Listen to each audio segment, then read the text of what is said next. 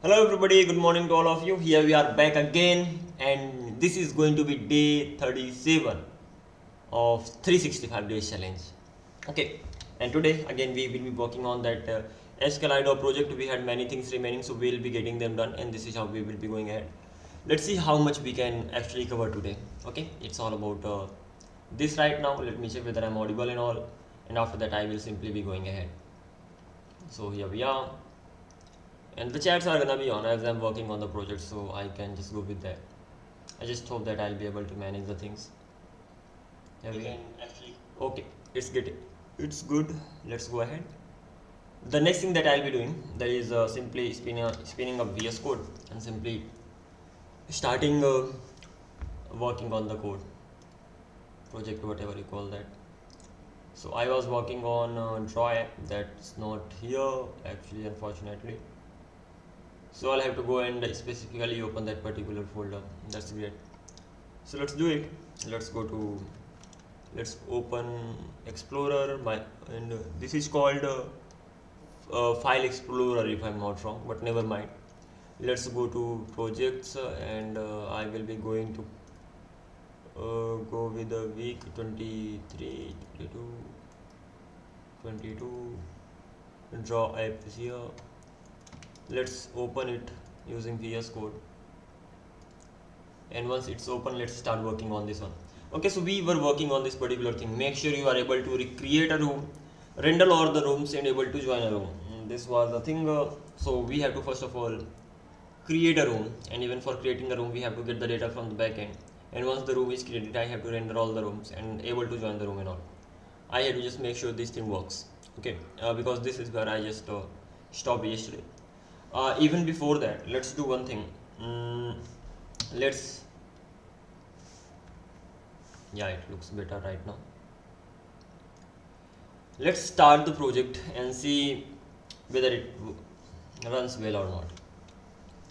So ls, let me check if I have any Docker process running. No Docker process in the background. Yeah, I have some of them in the background. So what do I have to do? Nothing much, just get rid of them. Especially this Docker DB is something that is important over here, and we don't really need anything else. So let's start this Docker DB. So Docker start, and I will be starting this process that I had yesterday. So let's start that again. And right now that it's running, and I can actually what can I do? I can PSQL inside the database. So PSQL username is gonna be Postgres by default. This is happens. Host is gonna be localhost. Port is gonna be 5432, and database is gonna be this time Draw app. Let's see whether we are able to. That's the database Draw app, and well, it's not running. I think localhost, the spelling of that is wrong. Let's correct that and run it again. Enter the password, and we are in. So ultimately we are able to connect to the network, so that means it's working well. After that, what we are gonna be doing, once this is done, let's simply run the project and see whether it works or not. pnpm run dev, or just pnpm dev is going to be enough. We had to face some of the issues yesterday, so we will be figuring the reason behind them. We may have to change our backend and all, so that's okay. It will keep going on like this. Okay, one more thing that's wrong. This is not day 35, this is actually day 37. I forgot to change that. Let me change it now, and now let's continue. So I have made that. Now let's go to let's open Chrome. Firstly, let's go to local host 3000. First of all, this is going to be the home page, and that is just a normal home page that I have right now. Okay, on home page I'm just simply creating the room ID. Okay, yeah, this is not something that I wanted. Let's go to 3002 port, that is it. And the home page is going to be normal, what can I say, normal intro about that. So yeah, something like this. Let's keep the site, what is this called, zoom level at 100, and right now it looks like this. Ultimately I can go to sign up page, I can go to sign in page and all. So let's click on sign up page. I will not be redirected to sign up page because I'm already logged in. So for that thing I will have to go here, I will have to go to application, and I have to clear the local storage. Once the local storage is cleared, if I reload the page, I will automatically be redirected to sign up page. Once I'm inside sign up page, I can just sign up, I can create a new user. So let's create a new user called new user, and let's see whether we are able to get the things done. New user, password is just gonna be password as usual, and let's sign up. User signed up successfully. I know I should be using toast here, but okay, never mind. So user has been signed up. Now I can log in using the same user. So new user, and password is just gonna be password as usual. Let's click sign in, and user has been signed up. The message should be user should be signed in with this particular token, but never mind. Let's change this message first of all, and then we'll be going ahead. So we have to go to components and auth, and over here whenever I'm signing in, at that time I'm sending an alert message, user has been signed in with this particular token, so it should be alright. What is the next step? The next step is to simply check whether I get the message or not. So user has been signed in with this particular token, so yeah, we get the message. So this thing is also done. What is the next step from here on? The next step is to simply, I should be redirected to the room page from here on. What is the room page over here? The room page is this. If I just go to room, I'm going to get the room page. Okay, this is the room page, and what I want, as soon as I sign in, I should be redirected to the room page automatically. And how will this happen? Pretty much easy peasy. We will be using use router for this particular feature, and this will easily be done. So for using use router, I already have that, by the way. So whenever I just sign in and the sign in gets done, and so I will be just saying router.push me to the room page. This is how it will be done. So let's go to the this page. And one more thing, all these pages should be visible. Yeah, that's okay, that's all right. So right now I will be going to the sign up page. I won't be able to go, and there should be a button to get started. Yeah, get started stands for what?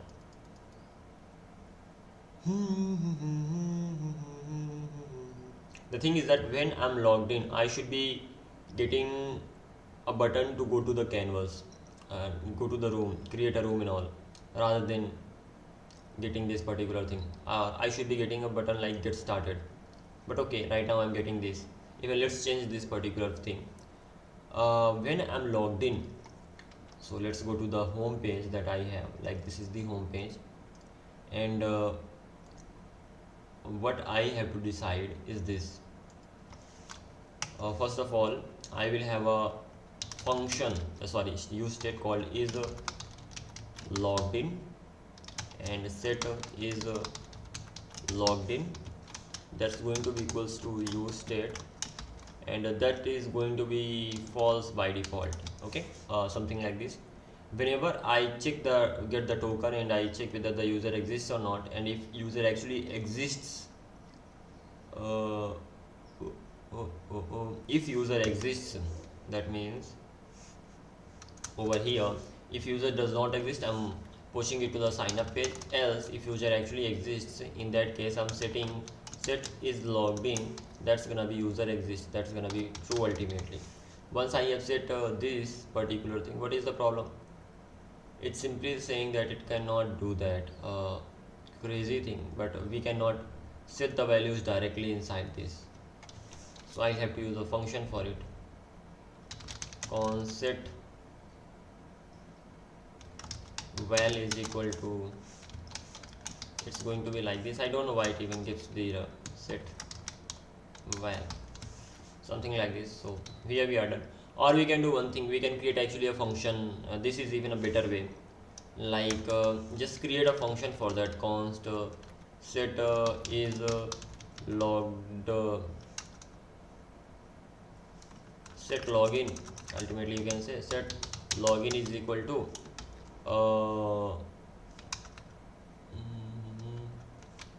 set is logged in is equal to, we'll be running it. I don't think the name can be same. I will have to change the name, and that's gonna be true.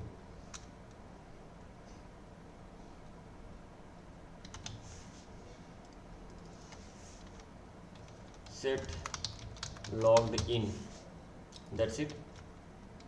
And just run a method here called set logged in.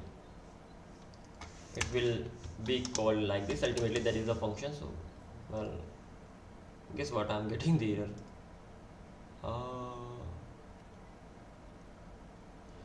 Calling set state synchronously within an effect, that's good. So can I just keep it inside it over here? Yeah, it's alright. So it works well. So ultimately we are doing this, and what we'll do with this, ultimately if that is logged in at that time, I do not have to, show these two things. Like there are not these things I'm talking about. I was talking about the sign up and sign in things that I have over there. I will only have one button, and that will be get started. So let's do one thing. Let's wrap, or let's simply cut it from here. Or for now, I can do one thing. Let's wrap this thing inside a div, but then the design will be changed.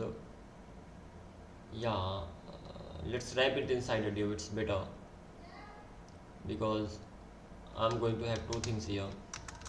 So let's wrap them inside a div. As for the design, I will be handling that. Let's even check whether the design changes or not. So yeah, the design actually changes, so that's not a big problem. We can easily handle that. I need to have just flex column, small flex row. Ultimately everything that that was here, I need to have here now. So let's copy the whole class from here, from the top, and paste the class over here. Just a sec, that was my bad. Let's paste the class in here, and I hope by now that should have been resolved, and it looks better. What is the next step? The next step is this, that I have to copy the whole thing. Okay, once the whole thing is copied, let's control X. So ultimately I just have a empty div. After that I have to check whether is logged in is true or not. If it logs in is true, I will be just simply rendering a single div. Otherwise I will be just rendering the whole div that I got right now, something like this. Let's format this, and over here I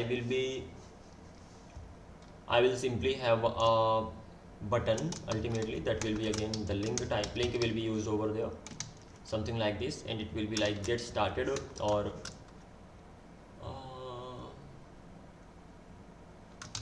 go to rooms, something like that.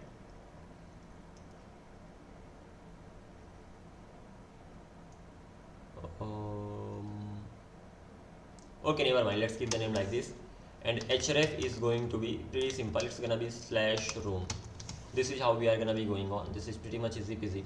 So the good thing is that right now if I actually reload the page, I'm going to get that go to room button. But the thing is that the design of that room button sucks. For that particular thing, we'll actually have a button inside that, so that it actually looks good. So let's have a button inside the link, and I will be naming it go to room page, something like this, and that is it. I don't really need to do anything else. So it looks like this. The next thing I want to keep it in the middle, and in order to do that, it's going to be easy peasy. Let's keep it text center if I'm not wrong, and it should just work for me. So well, it did not work. Okay, it worked, and then it came back. Well, initially there were buttons. Okay, what can I do? Let's do one thing. Let's remove it from here, and when it comes to this, the outer div, what I want everything in the center. So class name flex just justify center, and it should be just justify center is going to be enough for me. Let's check this thing now, and it looks in the middle. So ultimately if I click on go to room, I will be inside the room. Okay, and when I'm inside the room, I should be able to create the room, and once I'm able to create the room, ultimately I should be able to join that particular room, and once I have joined the room, I should be inside that particular canvas. As simple as that, right? The main thing is that I have already some rooms in my database, so let's open pgadmin right now. Something like this.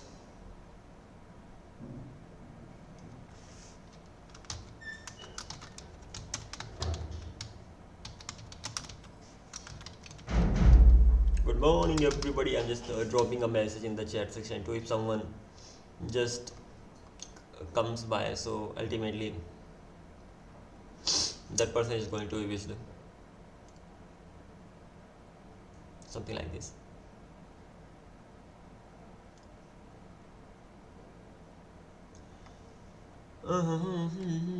Okay, here we are. The next thing we'll be doing is to simply refreshing it and restarting the server. Well, it's already started, so I don't need to worry about it. The only thing I wanted to check is the draw app, and then schemas. Let's open it, and after that tables, and shape is something. Are we sure? Room is something I wanna check out right now. So wow, the thing is that we do not have any room. Ouch, that that is bad. Let's create some rooms, and once the rooms are created, we'll be going ahead. Right now we will be creating rooms with the help of this postman to check whether we are actually able to get the rooms, and after that we'll focus on that as well. So even there are no use, I already have a user, so I can sign in or I can create a new user. So let's click on this draw app, let's sign up. Everything is going to be the same. We have to just send the request, so it's a good name, good password, that's good. Let's enter it. User has been created successfully. Let's go to sign in, and same here. Let's I've got the token. Once I have got the token, I should log in using this particular token. Then I should be, let's create the room first of all. So once the rooms are created, let's go here, authorization, let's change this thing, let's create the room. What is the problem? I'm getting an issue over here, and that is 404 not found. Okay, let's check the HTTP server that we had, and let's see what changes I have actually made over there. I had this room, so middleware, it's simply saying that 404 not found.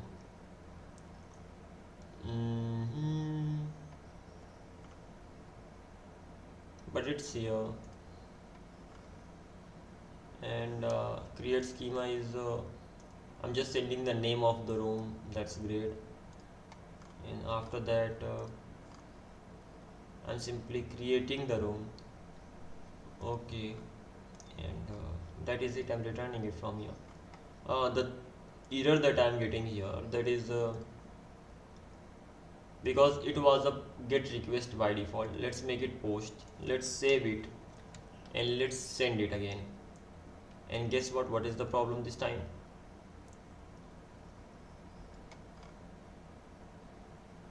(404) again.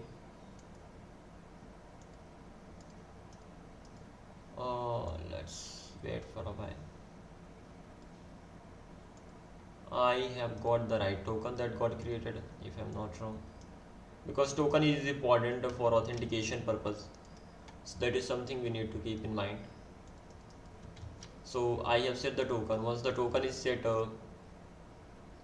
I'm getting it, and once I'm getting it inside the middleware,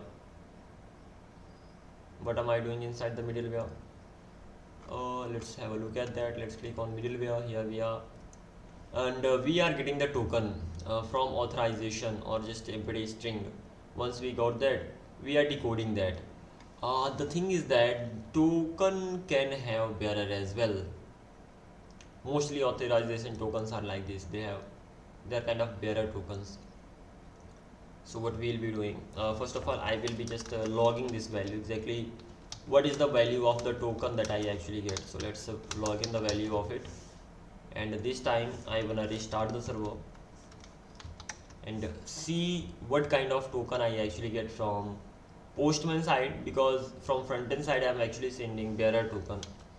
So that is something I need to keep in mind. And let's go to HTTP backend, make a request to the HTTP backend. Oh my god, this should be 2001, and then I can go on now. My bad. Let's simply check now. And guess what, we are able to create the room. We are sending room ID 4, we are sending room name, and that is room name is 3 because the room name was like this initially. And as for the data, let's check the rooms right now. And that's gonna be like this. I've got the room. That's interesting. Once I have got the room, what is the next step that I have to do? Let's create some more rooms at least. Can I create 2 rooms with the same name? Either creating the room, duplicate key value, that means I cannot create. So let's make it room number 4.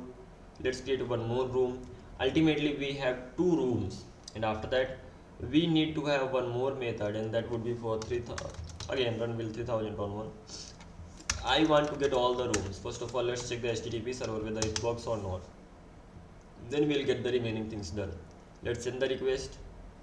Not getting because JWT was not provided. So let's provide let's provide it the authorization token, and the token is going to be this. Let's send a request, and here I have got all the rooms. The thing is that in my backend I was just getting the token. What I want to do is that instead of sending the token, I want to send the bearer token. Okay, for that thing I will have to add an extra functionality. That's another case, but yeah, that is a good thing to do over here, and that is what I'll be doing. How can we implement that thing? There are 2 ways. Firstly, either I can just as bearer here directly. This is the first thing, B-E-A-R-E-R, not like this, B-E-A-R-E-R, yeah, bearer. Either I can add it directly and just go with this like this, and then of course I will get the error because I'm not removing bearer invalid token, that is, so I will have to handle that case. This is the first way. So let's even handle this thing. Once I got the token, once I have the token, because at this time I'm getting bearer then the token itself. Let's click on D. Come on, it should work. I'm already here. That is simply saying that it's invalid token because bearer thing is added. So I will split it with the space, and then I will get the first index. So let's do one thing again. Let's make this let right now, and when it comes to token, so token is gonna be token equals to token dot split. So I have to split the token with the help of the spaces, and right now I wanna get the first index of that, and then I wanna check what is the token right now. Easy peasy. What is the problem here? The problem is string or undefined is not assignable to type string. Undefined is not assignable. Okay, ultimately it's saying that it may be undefined, so let's make it defined. Or I can simply check if the token actually exists. If token does not exist, token,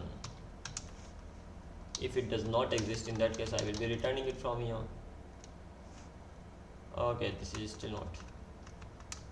There is something else.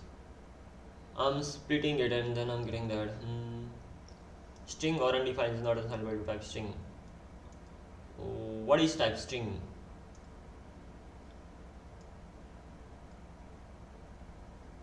This could be undefined.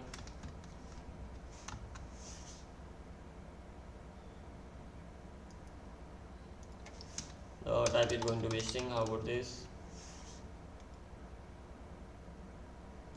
All insane, yeah, it should not happen. Okay. Oh, is not assignable to string. That means this has type string and this is this could be undefined. Undefined is not assignable. Ultimately it may have the value undefined, that is why it's saying that it is not. Okay, so what can I do?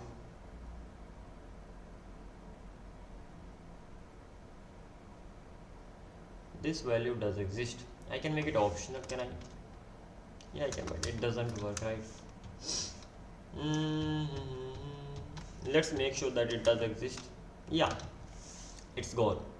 So ultimately I have to make sure that this particular value, the token that I'm getting, that does exist.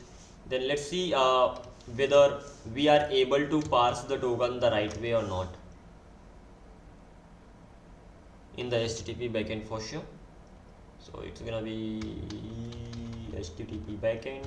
I'm gonna send a request from the postman, and let's check this thing out. What is the problem here?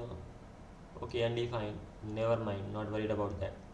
And this time I'm actually able to fetch the data, and when I go back to my backend, I'm actually able to just get the token. That's it. That means it's working. Right now I should be able to send a request from the front end side, and I should be getting a response. Like sending and getting the response is not really a big deal. So let's do one thing. Let's close everything for now, and even collapse everything over here so that it's easy to just go through the stuff. And after that I will have to go to app and the canvas that I was working on. When it comes to canvas, so I have to go to this, and I was mainly inside what? I was not even inside canvas, I was inside room that I have created. So let's go to the room, and in here, over here, what was I doing? I was just making a fetch request to the, but wait, I have a function. Okay, this is the function, and it's being called over here. That's also all right. So what am I doing over here? I'm just sending a request, a get request http localhost/rooms. Okay, headers, authorization, bearer token. That's good. And now I should be getting the response dot data, alert message data. Okay, there is no message. That's okay. But yeah, let's see whether we are actually getting the result or not. Reload the page. That should not be room. Okay, that should be room. Reload the page. What is the problem? Error fetching the rooms. Okay, request failed with 404. Request failed with this. Response was this. Status code is not found. That is interesting. It did not find that.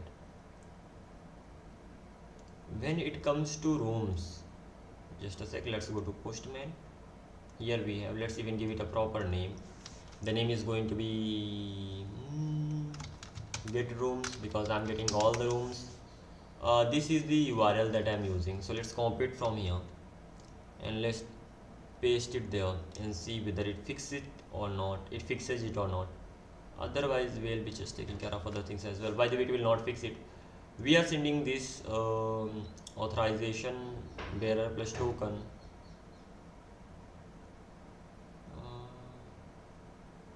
This is the get error, not get method. Let's reload the page and then we'll see. Okay, rooms fetched successfully. That simply means that I had a problem with my URL. And let's switch back.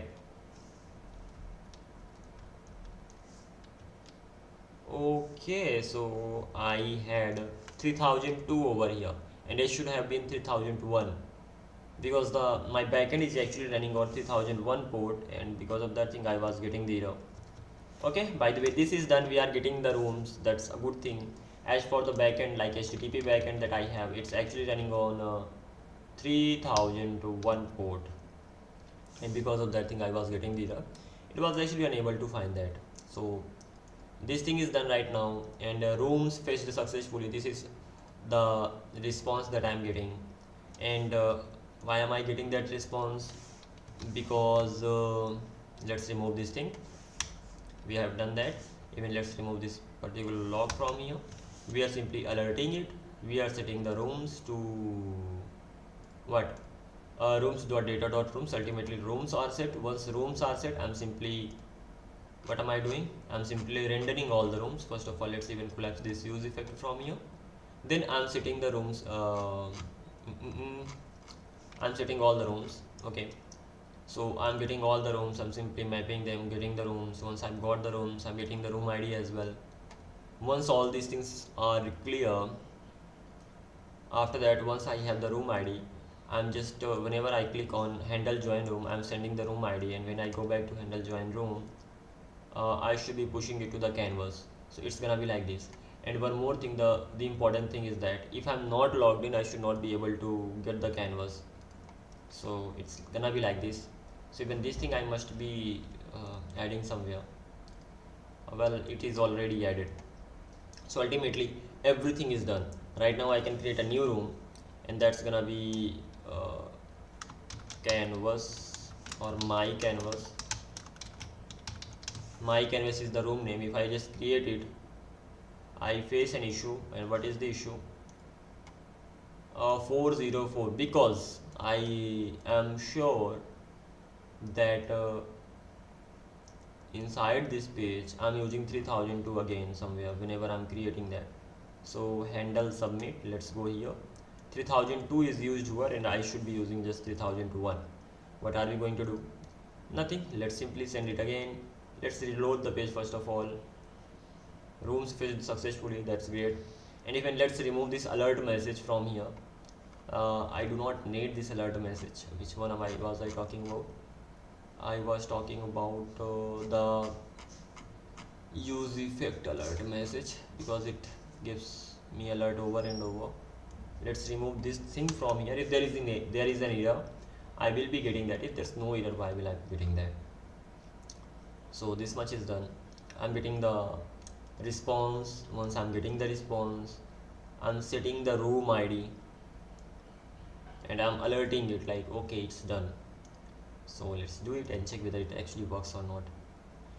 The thing is that I'm actually setting the room ID here, though I'm not using that room ID, but if the room ID is set, it will reload the page, and this is the main reason behind doing that. Let's see by the way. So let's create a new room called my canvas, and if I just create the room, request failed with 500. Let's go to our backend. That means the request goes there. We are just the middleware request that we are getting, the middleware issue that we are getting. And why we are actually getting that? Because the last time we were sending token over here like headers, and it has authorization token, and this time we are not sending any token. Having said that, it needs to be authorized. For that thing, I am going to be sending auto. It should be okay. How can I do that? I have to send authorization token inside headers. That's okay. What am I using? I'm using Axios over here. That means I should be able to do that. Okay, let's do one thing. Authorization. Well, I'm not getting an option, so I'm just simply pasting it here like this. Bearer, and then plus token that I have to just go with. Okay, I'm getting the error. Why am I getting? Even I wasn't getting the suggestion. Object literal may only specify known properties, and authorization does not exist in type access request config. Okay. But if I remove it from here, even it's still not. But if I just copy the whole thing, only inside headers I have to set the authorization, if I'm not wrong. Okay, so how about keeping it outside? Okay, inside headers. I'm sorry, my bad. I have to keep it inside headers like this. And the second thing is that the token is something that I'm using.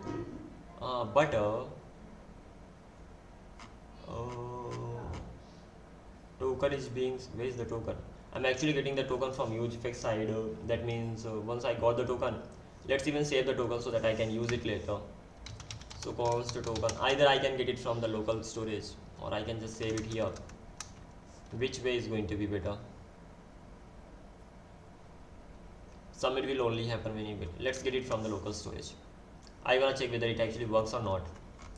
And so for that thing, I'm going to have the token here. It's already inside use effect. Yeah, it is. Well, the second one is not, like the submit one. So let's write use effect token here. It works because handle submit will run only when the page is rendered, so it's all right. Let's send a request. No, I'm copying and pasting thing. Token should not be used again over here because we've got that one. So we should be setting a use state for token, but I wanted to check the functionality whether it works or not. Let's reload the page. Let's see, is that down or not? Yeah, it's that down. That's down. Let's run our backend, and once that's running, then we'll check whether we are able to make the room or not. So let's reload the page. It will be compiling and then giving us the results, so that's all right. Okay, we've got it. Let's create the room, and that's gonna be my canvas. And if I create the room, your room ID is undefined. Are we able to create the room? First of all, this page, reload the page. We failed to create the room. Why? If I just click all, reload the page, just enter anything, send the request.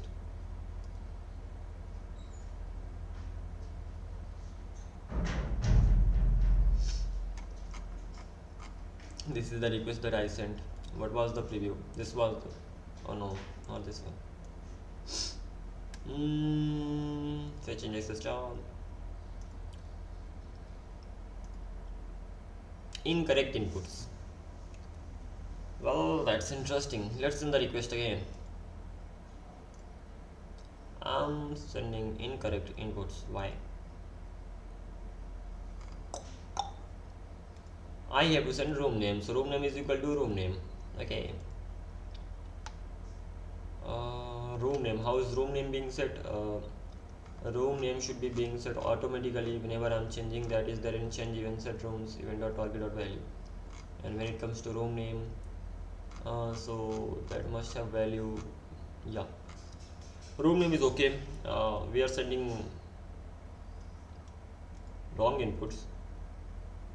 That means Zod is giving us the error. So when we are creating the room, at that time we are just sending the name. Okay. And what have we done over there?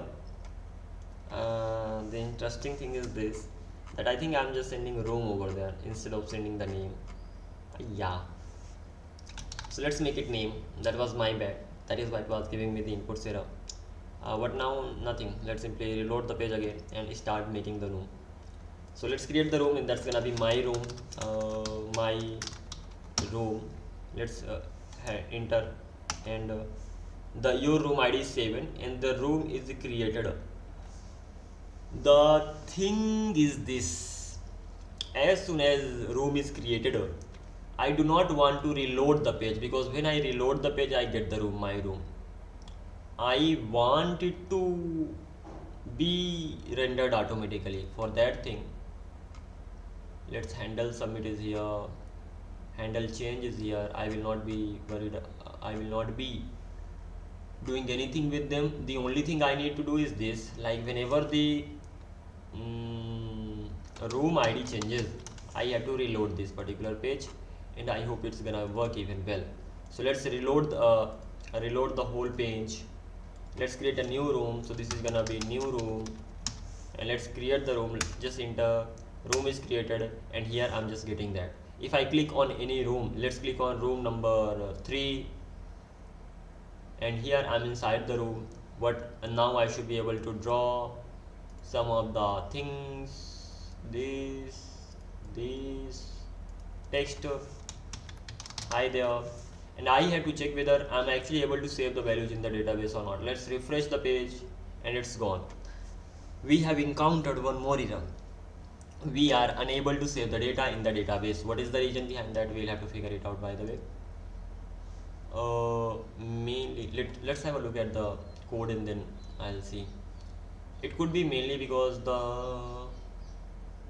user token is not the same, could be. So what happens here is this: when it comes to the rooms, I'm getting all the rooms. I should not be getting all the rooms, rather I should be getting the rooms of only that particular user. So let's go to the HTTP backend, because that is the reason right now. If I come one step back, if I reload the page, and right now I have created new room. If I join this new room, I'm inside that. If I draw a circle, if I reload the page, well, it's gone. So I have to keep that thing in mind. So what now? First of all, let's make sure that we are getting only those rooms which belongs to that particular user. For that thing, let's go to HTTP backend source index.ts, and when I'm getting the rooms at that time, I'm getting the user. Okay, request.user ID. This is for posting actually. This is for getting. Bad. Close this. This is for getting. And when I'm getting that, first of all, I need to make sure I have the user ID. So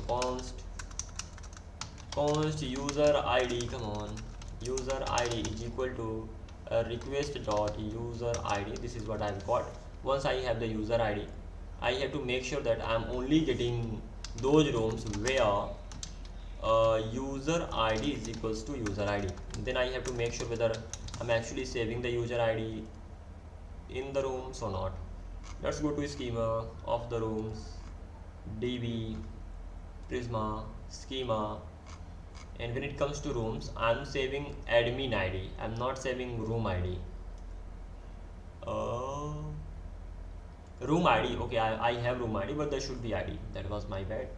So let's go back to this particular page, and over here I will be saying ID will be equals to user ID, and right now I'm not getting any error.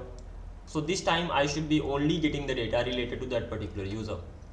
So let's get the rooms and see whether it works or not. Sign up. Ultimately I'm getting all the rooms because all these rooms have been created by that user only. Let's create a new another user. That's gonna be just username. It has this name, and it will have a password. Let's sign up first of all.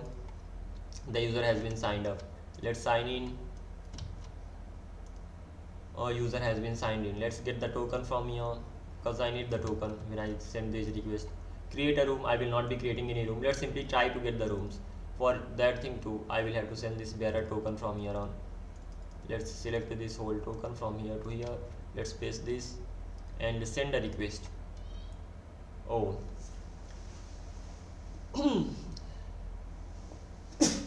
Excuse me. The thing is that I haven't restarted my server. Because of that thing, I'm still getting that. So let's do one thing. Whatever changes we have made, we want them to just we want them to work the way I want them to work. Okay, let's simply send the request again, and this time I should not be getting anything. And yeah, error getting the rooms. Prisma client validation. We are not sending any data. We have signed. It's saying validation error. Prisma client validation error. Client is not verified. What can I do?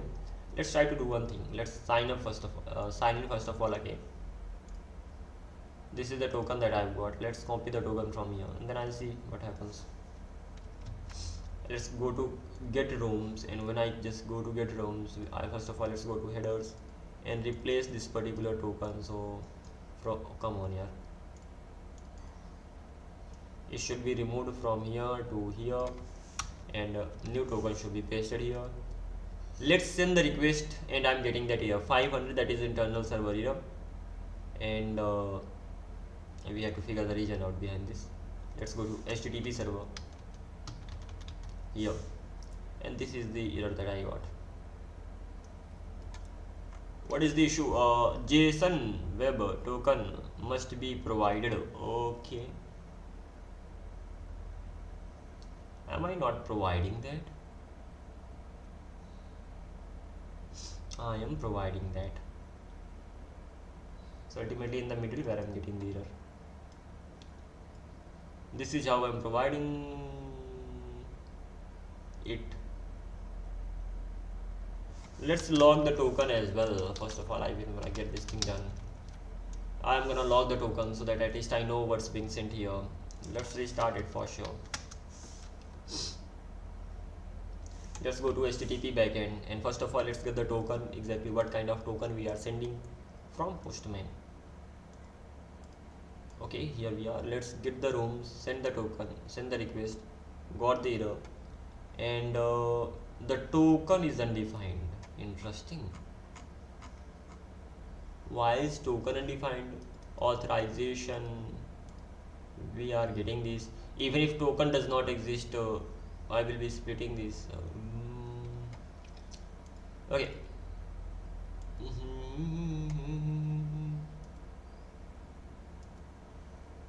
What have we done wrong here?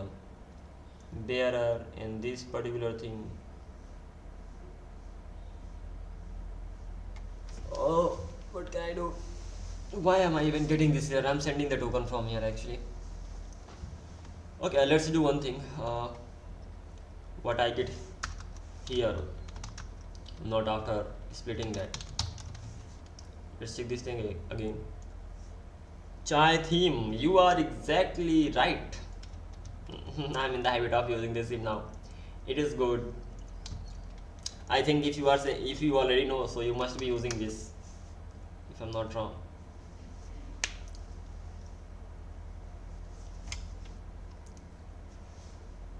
Let's send the from this, send the request. Request is gone. Let's simply check the token first of all. What token I got? HTTP backend. When it comes to token, I'm just getting undefined. Okay, here we are. So yeah, I did get the token initially, then I got the real token. Once I got the real token, what is the problem with this token then? I am getting the token, and if I am getting the token, then the next error that I am getting is this. Am I logging somewhere? Why am I getting this undefined here, and where am I getting it from? So this thing is done. I'm getting the token, sending this. Next, from which particular page am I getting it? Verify.js. No, not this one. Middleware 8 number line. This one. Okay, yeah, this is the thing. But still, it should not be the case. CLG. Oh, come on. Token is equal to token after splitting, and before that CLG token. Let's make it token 1. Never mind, we are just simply debugging, that's it. Let's make it token like this. One more time we have to just run it and then see whether how it goes. npm dev. The thing is that I'm stuck with the token create. I'm sending the token from here. Let's send it. Getting the error, I know. The interesting thing is inside this backend. Okay, is there, what the hell happening? Initially I'm getting the token, and then I'm getting this token. The second request is being sent from where? I think a request is being sent from the front end automatically. Let me just close this so that I just get only one request, and I can just get the idea where am I getting the request from or here from, because right now 2 requests were being sent at the same time. I think that was something that was causing the problem. Let's send the request, and this time I should be able to. Okay, so I am actually sending the right token. I'm getting the token. That is good. Once I'm actually getting the token, so I'm inside the page. If I'm actually inside the page, so this is the page, I should be able to log that getting the rows, and from middleware let me remove this stuff like token and all logging things. Middleware is working fine. It could be that, let's keep them because I will be sending the request from the backend front end side as well. Let's go to index.ts. Over here getting the rooms, let's simply check this whether we are able to hit the room or not, and ultimately that particular route or not, controller, whatever that is called, controller, yeah, or hit that particular route. Anyway, you get the idea.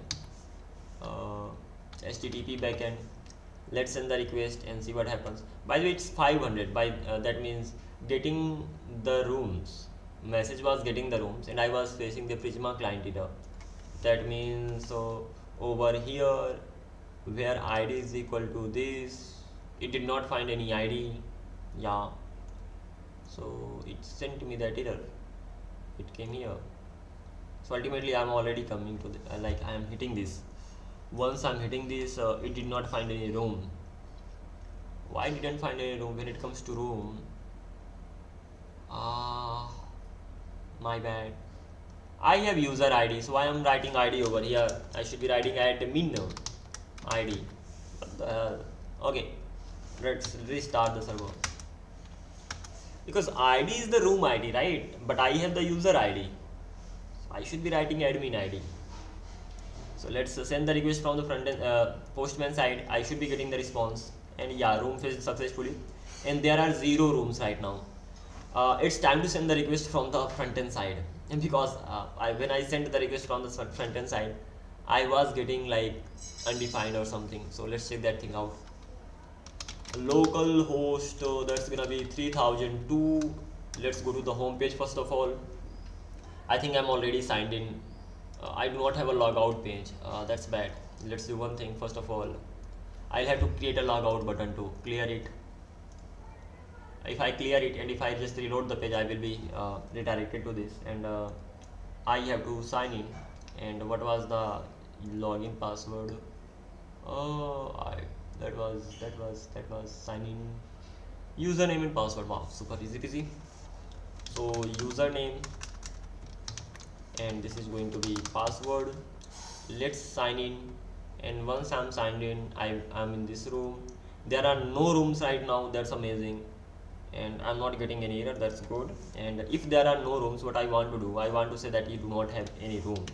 So let's go to this room file. I can just simply say it's gonna be too bad. Let's go to room/page, and in here if there is no room, like okay, I am rendering rooms here. If the room does not exist, it means if room's length is not that much, then what will happen? In that case, these rooms will not be visible. So I have to just write one more thing. That would be if rooms dot length. Oh, sorry. I think it should be like this. Length. Come on. Length. If it is rooms dot length.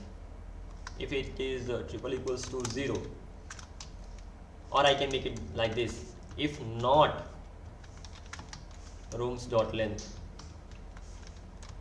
in that case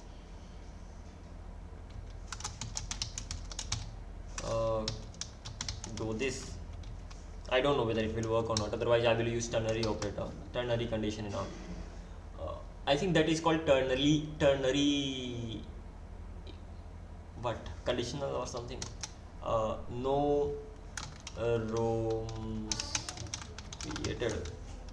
What is the problem with this? This expression is not callable. Type number has no call signatures. Type number has no call signatures. If this is a room, that means it is an array. I should be able to call this, can't I? Ding, ding, ding. Okay, if there is an array 1, 2, 3 dot length, well, it does not work. Sorry, just length works. That was crazy. Okay, this much is going to work. Let's run it again. Reload the page, don't run it again. So I'm getting that no rooms created. That's great. Let's create a room. So when I create a room, the room is gonna be my new canvas. This is gonna be the room name. Let's create the room. Room ID is this, okay, whatever. The room has been created. I should add a button to delete a room. I should add a button to log out. These functionalities are not implemented yet. But if I just click on join room, I'm inside the room. What is the next step? I should be able to draw that I am drawing. If I reload the page, the values are not being saved. This is something I need to figure out. So let's do one thing. Let's inspect this thing. Let's go to network. Let's go to sockets. Let's reload the page. And let's, no, even before that, let's check the payload that I'm sending. Payload message. Okay, over here. I have joined the room. That's great. If I draw the circle, I'm getting the message back. What is the problem? The problem is whenever I'm sending the message from the socket side, token is data did not get saved. Let's go to shapes. Let's view the shapes. Let's empty the shapes first of all. For that thing, of course, I'll have to write query over here. Like this. Delete everything from public shape, and let's run the query. Once I have run the query, I should not be getting anything over here. Let's run it again, and there are no shapes yet. Now what we'll do, let's reload the page. Let's draw the circle. I have already got the response back. Let's check the database. Let's check this again. Well, it has been saved. So if I reload the page, why am I not getting this? I still have the data in my database. Yeah, I do have the data. When the page is reloaded, don't I get the data? Let's go to canvas and check this thing. Okay, let's close everything. Everything is working, just canvas is the problem. Room, and then use effect. What is happening over here? Token is getting generated. It's simply checking. Okay, that's great. WebSocket server is created. You are like connection is created. Joining the room, everything is working. Sending the data to that too. Cute. What is cute? Is the project cute or what? Okay, by the way, this thing is done. Let's go ahead. Let's click on canvas, and canvas is here. And where am I getting the data from the backend? From WebSocket. Okay, time to breathe. Have like take a sigh of relief. We are getting the boundings. Okay, this is the function. We are rendering the inputs. That's okay. And I should actually be going to, but I'm rendering the inputs here. That's insane. Set position, render input. Okay, render input like means input element. So, okay, got that. The next thing is that I have to go to that game class that I have. So let's go to this game class, and whenever it's initialized, I have to check whether I'm getting the values or not. So clear canvas is here, existing these things are here, and I have to go to get a message from socket like here. Once I got the message, I'm clearing the canvas. Even before that, when I reload the page, I'm actually not getting the message from the socket side, rather I'm getting the message from HTTP server. So if I'm getting the message from HTTP server, where will I be getting it? Init, what am I doing? Existing shapes are here. Get socket message, that's the one. Let's click on constructor.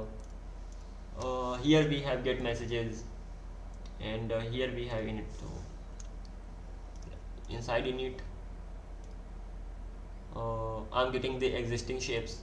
When I'm getting the existing shapes, it is canvas/room ID. That's okay. What is the backend URL?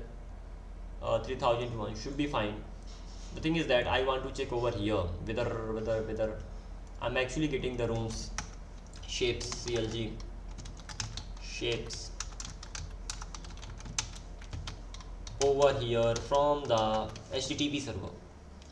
So let's run it again. Of course I'll have to run because this is the backend part, so it needs to be rerun again. What I'll do, I'll just simply refresh the page. The page is already refreshed, and once I refresh the page I should be getting the response. Okay, let's go to what? I'm already on Excalidraw front end, and I should be just checking my, oh my god, I think I'm not sending the token, and because of that thing I'm getting the error. Because even when I'm getting the rooms like these shapes, I need to send the token to get verified that okay, I'm the right user, then I should get the token. Sorry, I should get the shapes. So for doing that thing, I have to send the token, and I have the token in my database. I have the token in my local storage. For that thing, let's do one thing. I have room ID.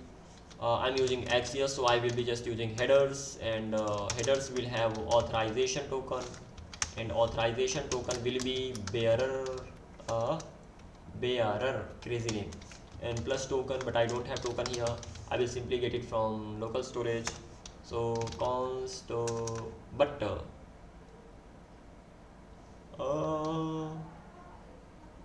yeah, it's running on the client side. Token local storage dot get item, and that's gonna be token. If there is no token, just that's gonna be an empty string. Any problem? Yeah, double. Yeah, any problem? No problem. Let's see. Reload the page, and server is not running. Okay, sorry. Okay, let's start the server. In this time everything should work as expected. We should be able to draw, we should be able to refresh the page, and we should be able to get the same data back. Reload the page. Come on. Yeah, we got the shape, whatever you call that. So I can draw a rectangle, and I can write something. This is a rectangle, and this is a, just double click and write. This is a circle, then one more. This is a line, and this is the pencil covering everything. Okay, this is right now. What is the next step? The next step is simple. Reload the page. If you get the data back, that means everything's working well. If you don't get the data back, figure it out.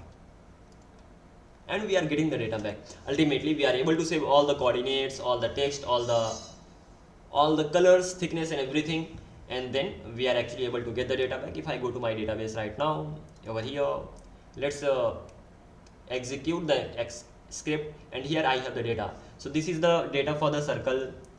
Okay, this is the data for the rectangle. This is the data for text. I have many text, 1, 2. I have 2 texts, that is why I have 2. I have 3 lines. I have 1 pencil, that is okay. How am I supposed to have 3 lines? Do I have 3 lines? No, I just have only 1 line. So line starting 5, 15, 47, and this, and this. Let's do one thing. Let's delete everything. And I want to check the line, like why am I getting more than 1 lines? There would be something. There would be something wrong if that happens. It's this time if I reload the page, I will get nothing. Let's draw the line, just this line, and see the look at the database.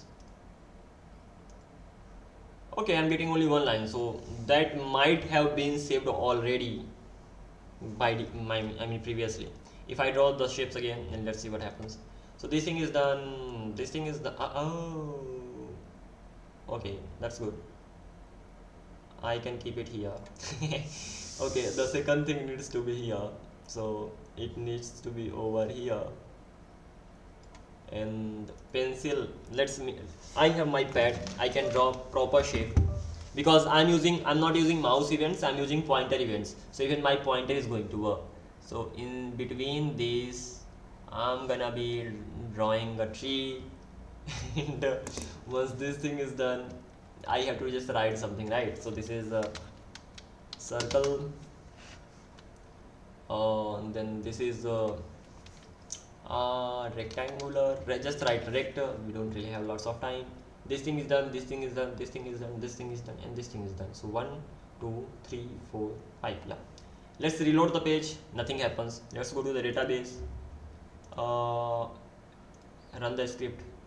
So I have one line, that is right. I have one circle, that is also right. I have one rectangular, that is right. I have three pencils in the sense 1 2 3. Yeah, I have 3 pencils. Ultimately tree has 3 times. For drawing the tree I had to move my pencil 3 times, so the pointer up event got triggered thrice, and that is why I have 3 pencils. And I have 2 text, that means everything is getting saved the right way. The best thing is that when we are using SQL, even at that time we can save the data in the form of arrays. This is something that really helped me a lot. You can save the data in the JSON-B format, and JSON-B format can contain JSON, and that JSON can contain some keys, and those keys will have the array inside them, as simple as that. So it's also possible to store array inside Postgres, SQL or SQL, whatever you call that. Here I have saved the data like this, and this is the most helpful thing. Like here I have saved all the data, I have saved all the points, and on MongoDB I thought it is only possible on MongoDB, but it is possible on this SQL as well. So that helped me a lot. So this thing is done, by the way, everything's working. The only thing that I need to do is this. What is the thing? First of all, I need to have an exit room button over here. So let's have an exit button. It could be maybe over here once I have that, and once this thing is done, so exit button. Second, I need to have log out button. Third, I need to have a delete button, delete room buttons. So this thing. And fourth, I need to add more features to this board. Features, something like this. So this is the plan for now. It's going to be still here. It will not be deleted because it is saved in the database. So even if I refresh the page, nothing will happen. Okay, so let's add the exit button first of all. Even after that, we have to add delete button. Come on, yeah. Am I not going to be able to write? Yeah, pointer is selected. Let's select pencil. Then I have to write delete. Okay, I'm not able to delete the drawings that I've made, so I have to do that only. 2 ultimately. For now, let's create an exit button. When I exit, I should be leaving the room, and when I'm leaving the room, so I should not be getting the response after that. That's great. I already have this thing in my WebSocket server. This leave room logic I already have. So let's go to apps, let's go to WS backend, let's go to source and index.ts. Over here I already have this shape as is okay for adding the shape. This is the leave room what can I say, logic, and I have to send a leave room request, and the room will be left, as simple as that. But first of all, we need to create a front end for that, right? So let's do that. Let's go here, let's keep the pen aside. Over here I need to go to the canvas page. Once I'm here, I have my canvas, I have my input box that's being shown over and over. After that, I need to have one more thing on my canvas. I need to have one more thing, and that's going to be an exit button. So it's actually going to be a button that will be leave room button. Okay, as for the what design should be what, how should it look like? I will have it like this only, like this. Yeah, it will be great. I can get an lucid icon. I can actually get an icon for exiting. So instead of writing exit the room, I can just get the icon over there. Exit. Really? Okay. Door. Okay, the door is crazy. Leave, L-E-A-V-E, leave. Oh come on yaar, exit. Yeah, here it is. Log out. Interesting. So I'm gonna be using this. So copy JSX is copied, and the next thing that I'll be doing here is using this log out. Log out, I will be getting it here. And the thing is that where are the top bars? What am I using over here? Let's copy not this thing. Absolute top left cap. I don't need this thing. Icon button. This is the design that I'm actually using. I'll be just simply copying and pasting this stuff. Icon button, that is also going to be an icon. So let's use this icon button. For that thing, I'm gonna be copying this icon from here, and over here when it comes to this, so I will be just writing this icon button over here, and of course I need to import it. So let's import it like this. Once it is imported, I need to import what? Log out button. Log out. And after that, set selected tool. This will not be selecting any tool and all, so let's remove it from here. It's going to be like this. On click we'll have like this. Okay, so this thing is done. I have button. It will be, I don't need this. I will get an error. So okay, I get it. I will fix it. So over here, when it comes to activated, I want to make it optional. So if that's available or not, that doesn't really matter. And remaining things are gonna be like that. Okay, now I'm not getting the error. Now let's see, I'm getting that or not on the main page. I'm getting it, but it's crazy. It's so long. So let's keep it inside a div. Let's wrap it inside a div. For that thing, let's wrap it inside a div. It's already wrapped. What is the next step?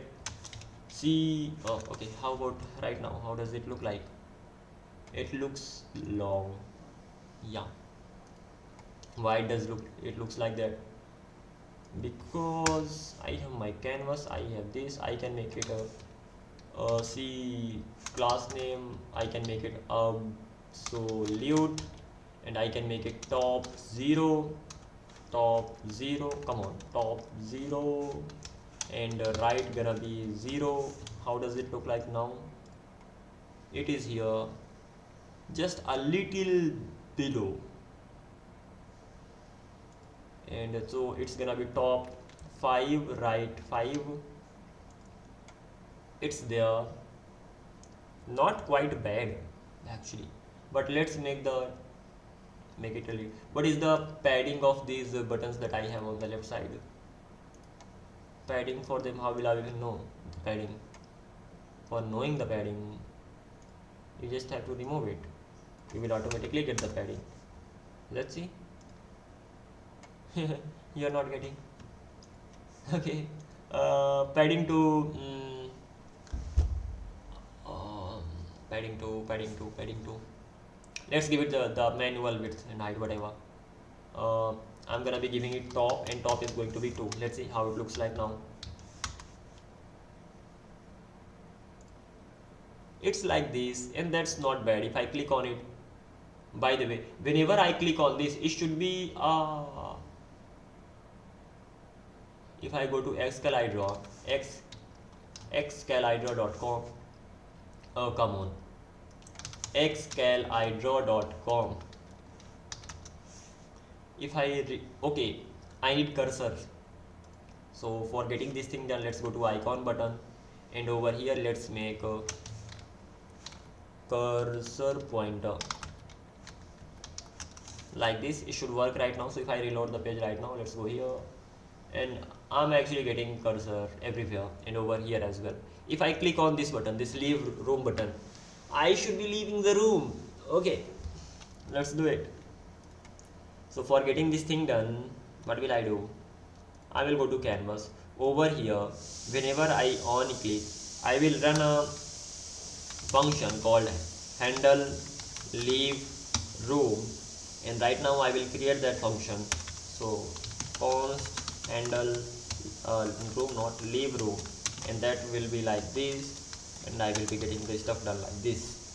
How will I leave the room? For leaving the room, I need to send a WebSocket request. Do I have WebSocket connection over here?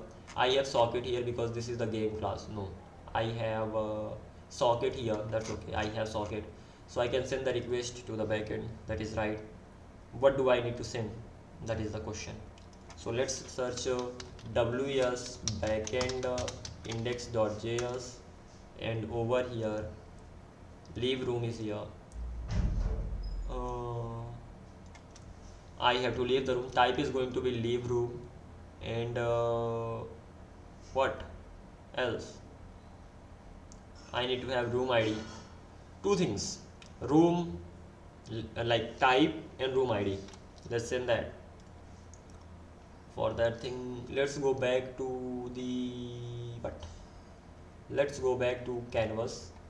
Over here we were working, and this time we have to send a request to the socket.send.json.stringify. Whenever we send the request to any socket, we have to stringify the data, and after that the type is going to be leave room,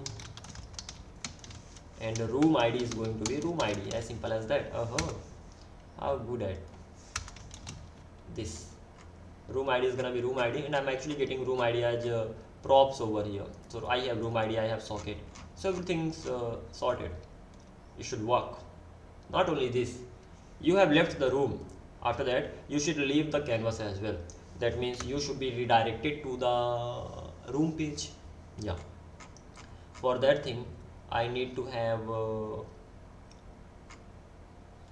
I need to import const router is equal to use router. This is how we can navigate from one page to another, and once I have the router, I will be pushing it to router.push to which page? To room page, rooms page, or room page. By the way, this thing is done, and let's keep it inside try catch block. So if I get any error, I am able to figure that thing out. Error is gonna be okay. Error leaving the room, and then error is going to be like this. It's gonna be error something like this, and the next thing is I need to do is alert if I get the error. So I will be alerting, and the alert is going to be error dot response dot data, don't know, data dot message. What kind of error do we get? Come on, yeah. I have written it earlier. Where can I go? I can go to room canvas, then not here, then where? I can go to canvas, and I'm already doing it here. So let's go to this, not this. Okay, let's search it. It would be easy to search. So for that thing, I have to just write error, not like this. This is how it doesn't work. So error dot response dot data. I have got only one. That's bad. Over here, I have got 3, not canvas. Rather, error dot response. Do I have any? No, I do not have any. Let's go to game class. This is the game class I have. Let's run it over here. What the hell, yeah? Don't I have it anywhere?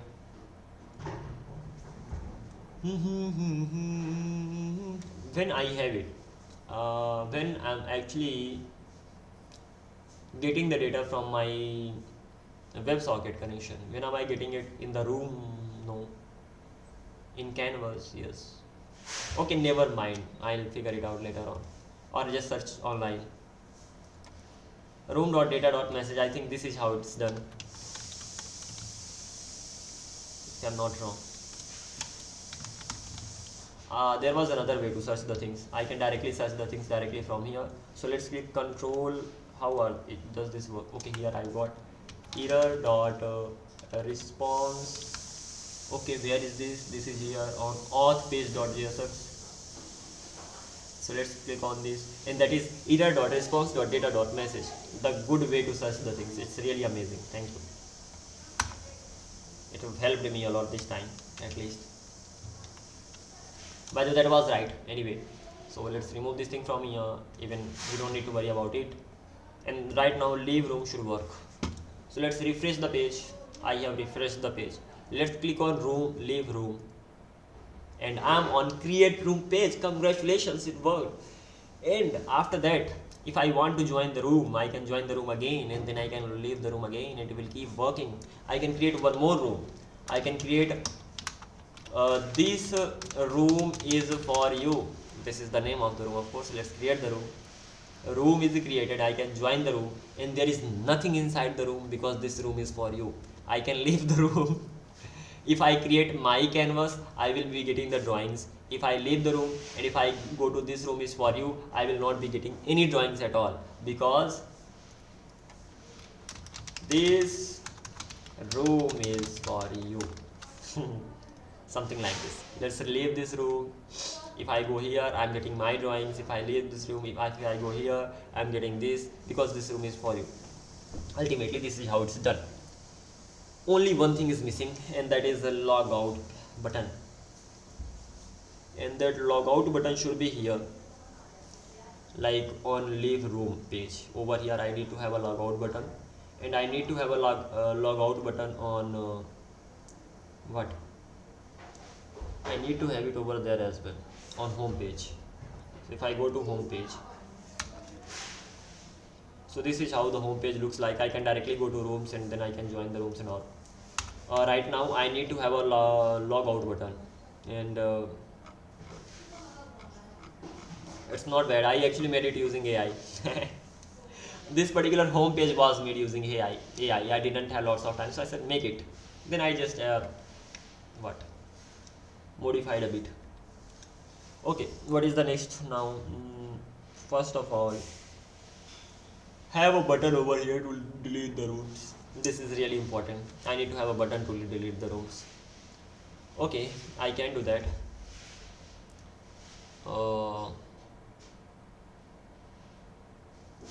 Okay, let's do it. I need to have a button so that I can delete the room, and for deleting the room I need to have the functionality. Deleting the room means you will have to send the data request to the database, ultimately backend, and that to HTTP backend, and then you will delete the room, and the room should be deleted from here. Do it. Okay, let's do it. I have to go to what? I have to go to room. Where is room? App, row, page.tsx, over here. And right now, when I'm getting the rooms over here, I have joined room. I'm going to have one more button, and that button would be called leave room. But I just want to have an icon here, so it's gonna be delete. This is the delete icon that I had. Let's use this. Actually, I don't have. Rather, lucid icon has this. Should be enough, right? Yeah, I think so. Let's paste it here. Dash. Okay, let's see how it looks like. It looks terrible. It looks like this. It's in the middle. Okay, what can I do? Okay, this is in the middle.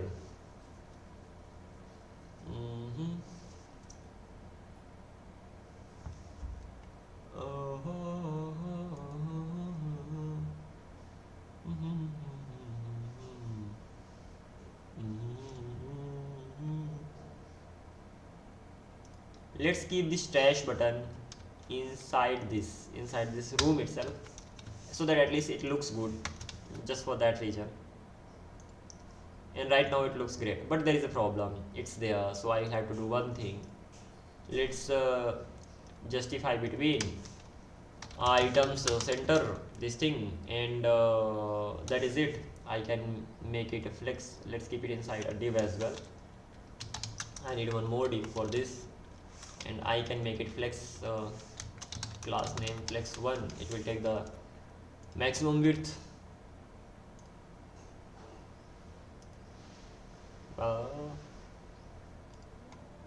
What else?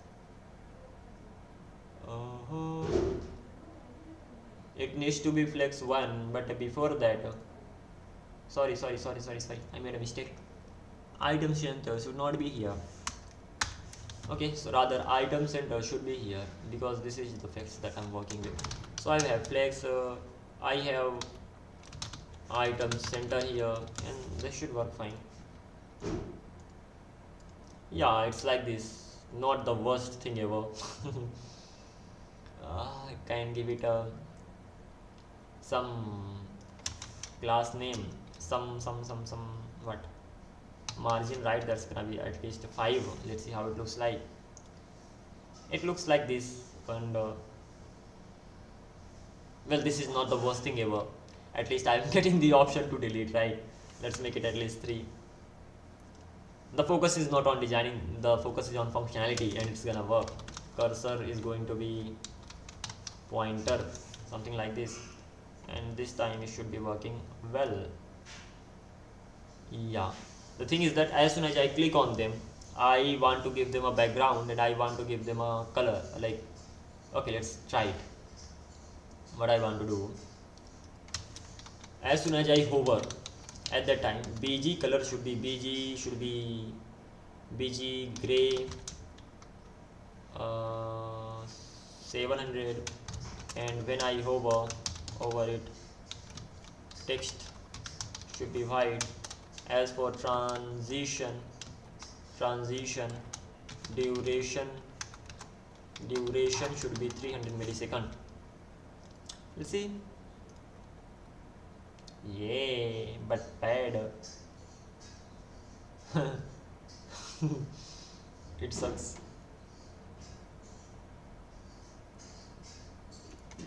What to do now?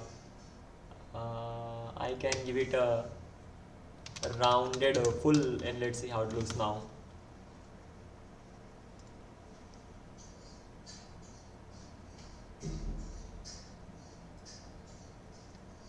I can give it some width and height as well. I can just give it the padding. Padding is going to be 2. How about this? Well, this is not bad actually. It looks rather good. It should be looking like this only from the beginning. Yeah. When I click on it, something else will happen. Should happen. Okay, let's do it. So when I go here, padding 2 is going to be by default, and these colors I need to have them by default. Okay, right now it is by default like that, and when I hover over it, the color should be, when I hover over it, it should, what, it should be lighter, that is it. So whenever I hover over it, over BG gray, it should be 700, and that is it. It should fix the job. So it's done. Let's hover over it. It does not, it did not work. I have trash. I'm giving it the color. I'm setting the, okay, it was already 700 by default. Let's make it 600. How about right now? Okay, it does not look. Let's make it at 800. How about right now?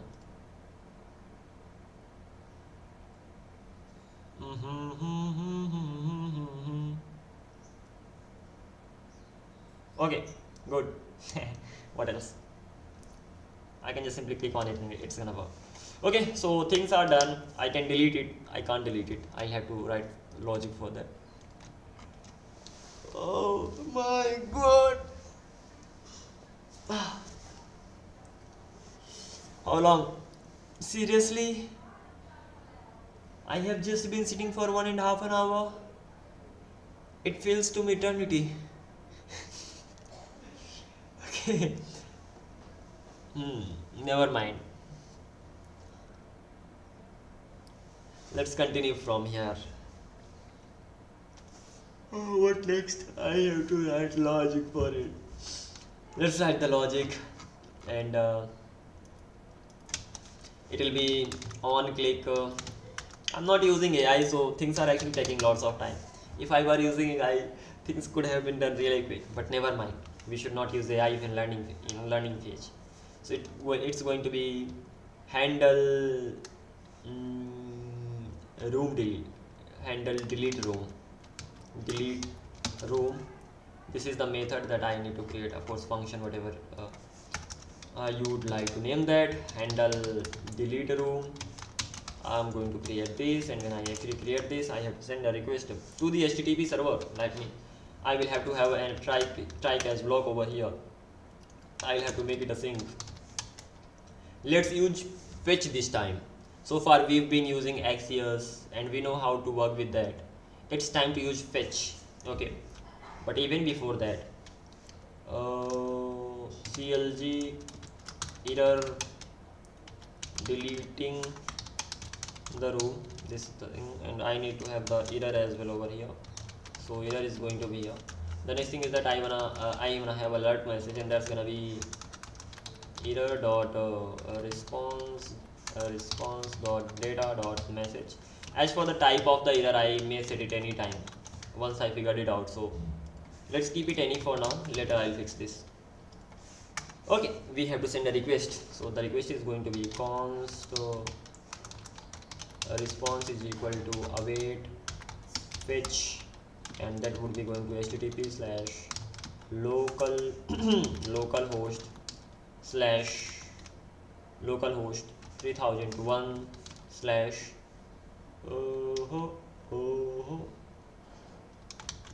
leave room.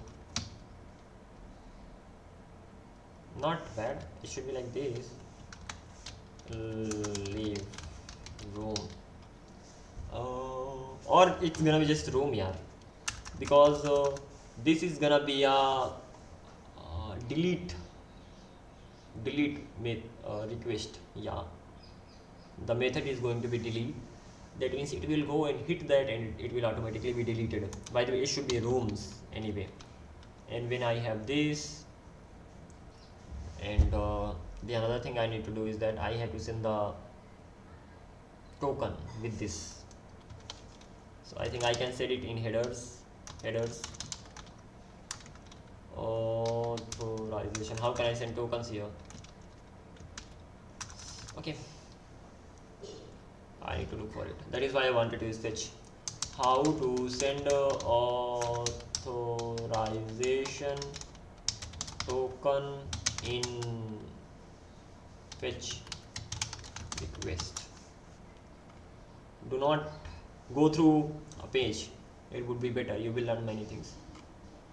Okay, we have an object takes authorization, and it is like this, easy peasy, happy go lucky. So what we need to do, first of all, we need to have a method should be inside I need to have a link, I need to have a method is an object. Oh my god.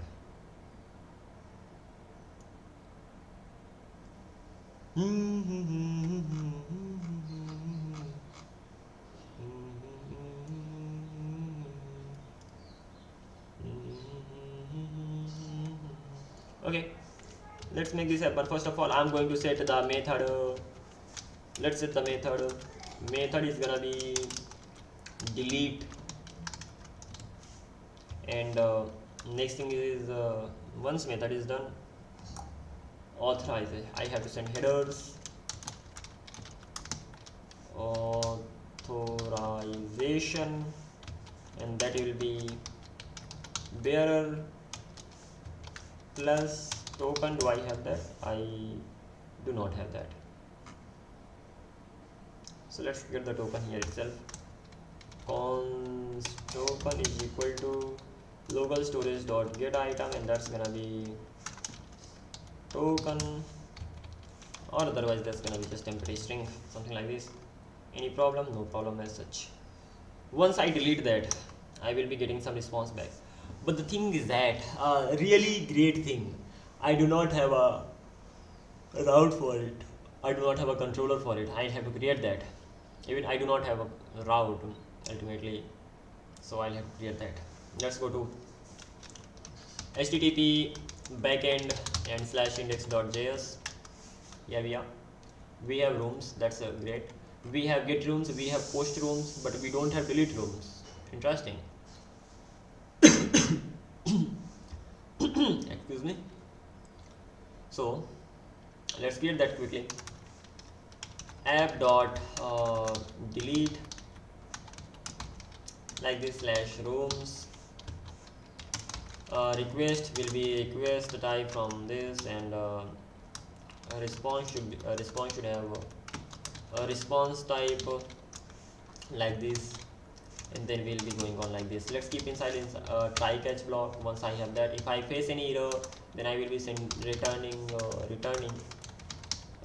response dot status that's gonna be 500.json. I will be sending a message, and the message is going to be error deleting the room. And once this is done, I will be sending the red self as well. Once this thing is done, then I have to delete the room actually. Okay. I have to delete the room. What do I need to have to delete the room? I need to have the room ID, but I do not have the room ID. How will I get the room ID? I will send the room ID. How will I send the room ID? Let me show you. I need to send the room ID here.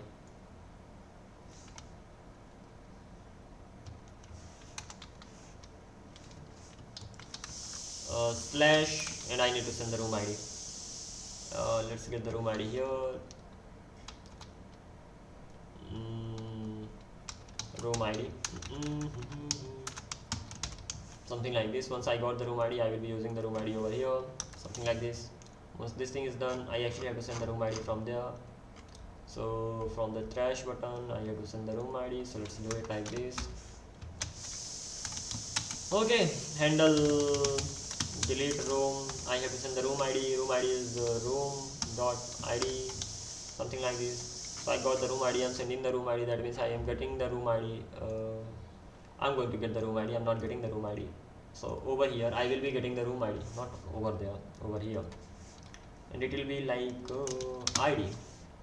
I will getting params const ID is equal to just const ID is equal to request dot params. Should be fine.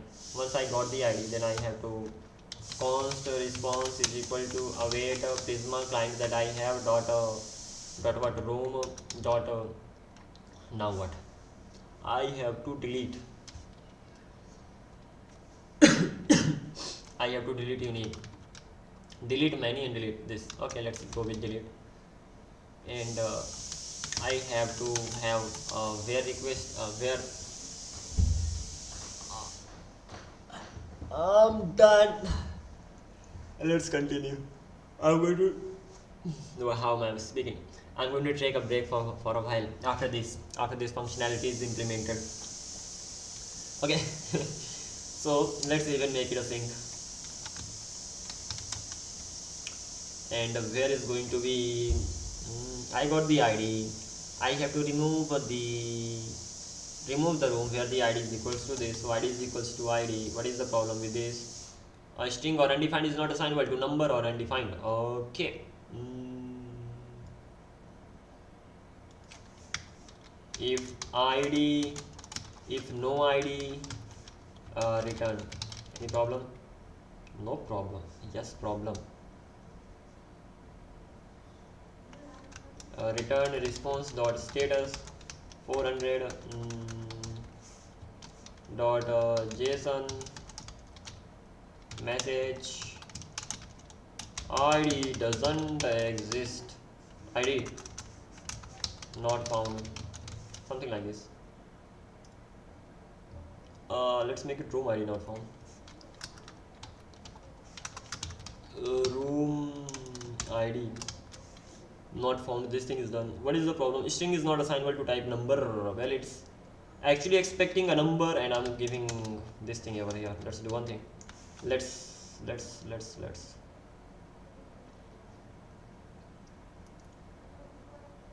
make it a number here, or I can say one thing.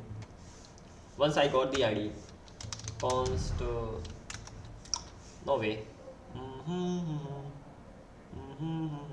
Let's do it like this. Easy peasy. Number is equal to id. Any problem as such? No problem as such. Okay, so this is how we are gonna be going ahead. Once this thing is done, we are removing the room. Once we have deleted the room, we will be returning a response.status.200.json message.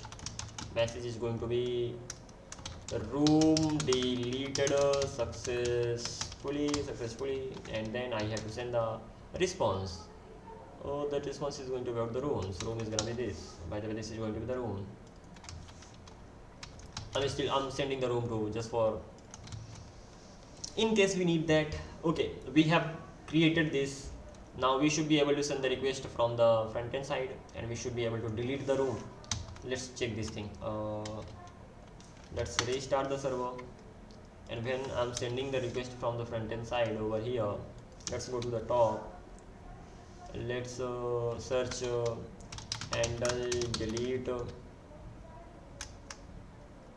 Don't I have that? Handle delete room.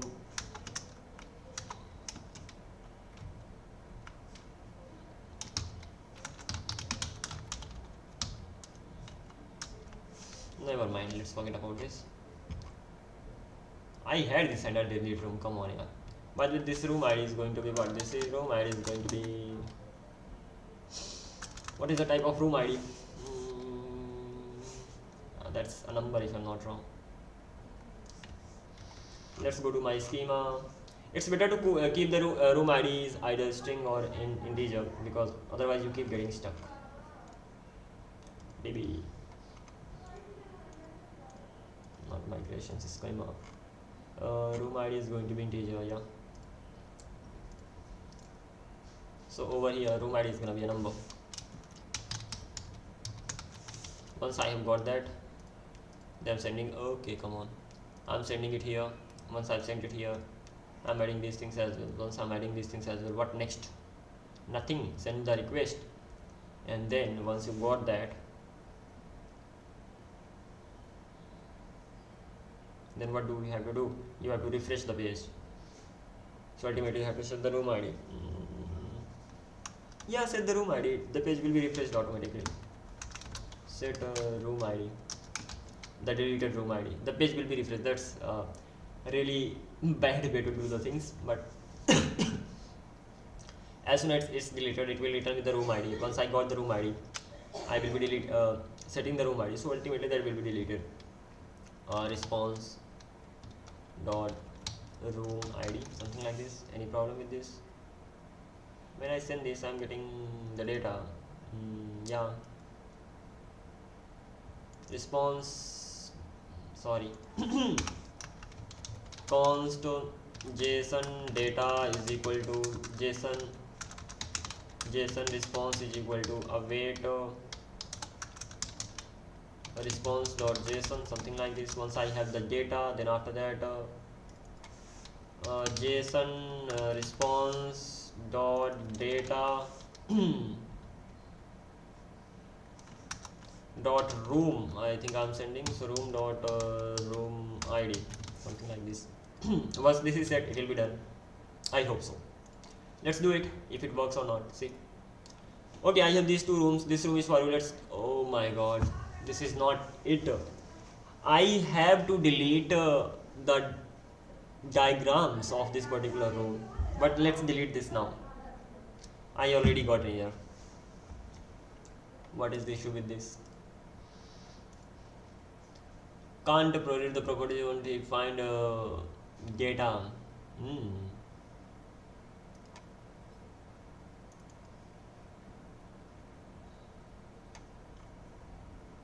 Handle delete room, I got a here, but there is no data. Yeah, I don't get data when using fetch. So let's remove this particular thing. Just error is going to be thrown. Let's reload the page. Let's delete the room. Type error, can't read the property of undefined reading room ID. Error deleting the room type error count to the handle delete page. It is not able to read the room ID. Wow.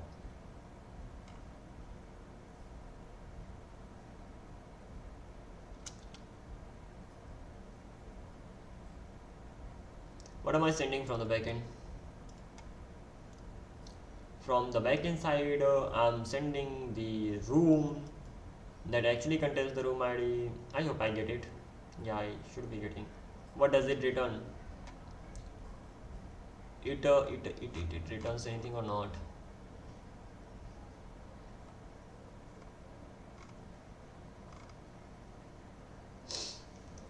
I'd better just take a break here. Yeah, let's take a break for 10 minutes and then come back and get the things done. Clock.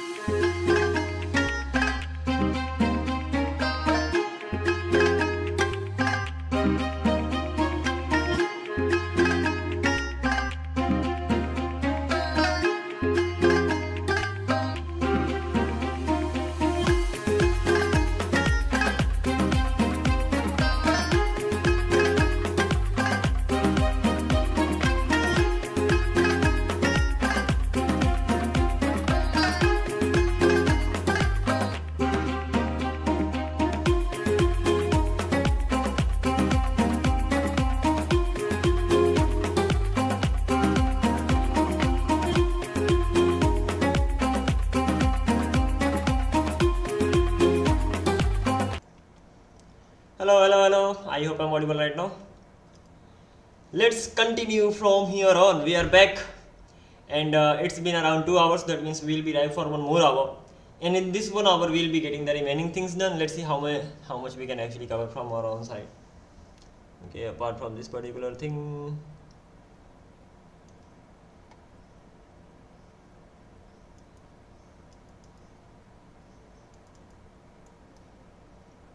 Okay, sorry, made a mistake. Okay, let's continue from here on. So we were working on this particular functionality. I'm sending in the data here, and once I got the ID, I'm removing the things, and once I'm removing the things, I'm actually, does the delete return anything?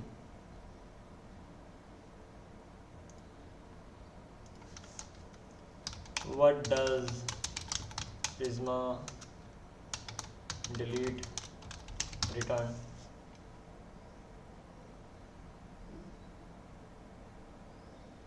Delete it returns the deleted record if no record.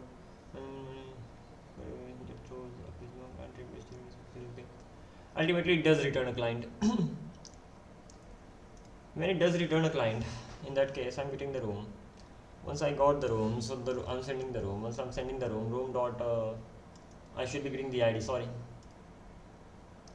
over here, room dot ID should be that, and then I can try to send the request again, reload the page.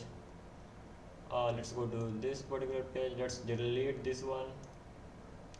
Either deleting the room. What is the delete? Can't read the properties of undefined reading ID. Set room ID is equal to response.json room ID. I have to get the response first of all. Even has that been deleted? This hasn't been deleted yet. That means it's not able to delete that. Okay, never mind. Let's do one thing. Let's restart it and see whether we are actually able to do something regarding this or not.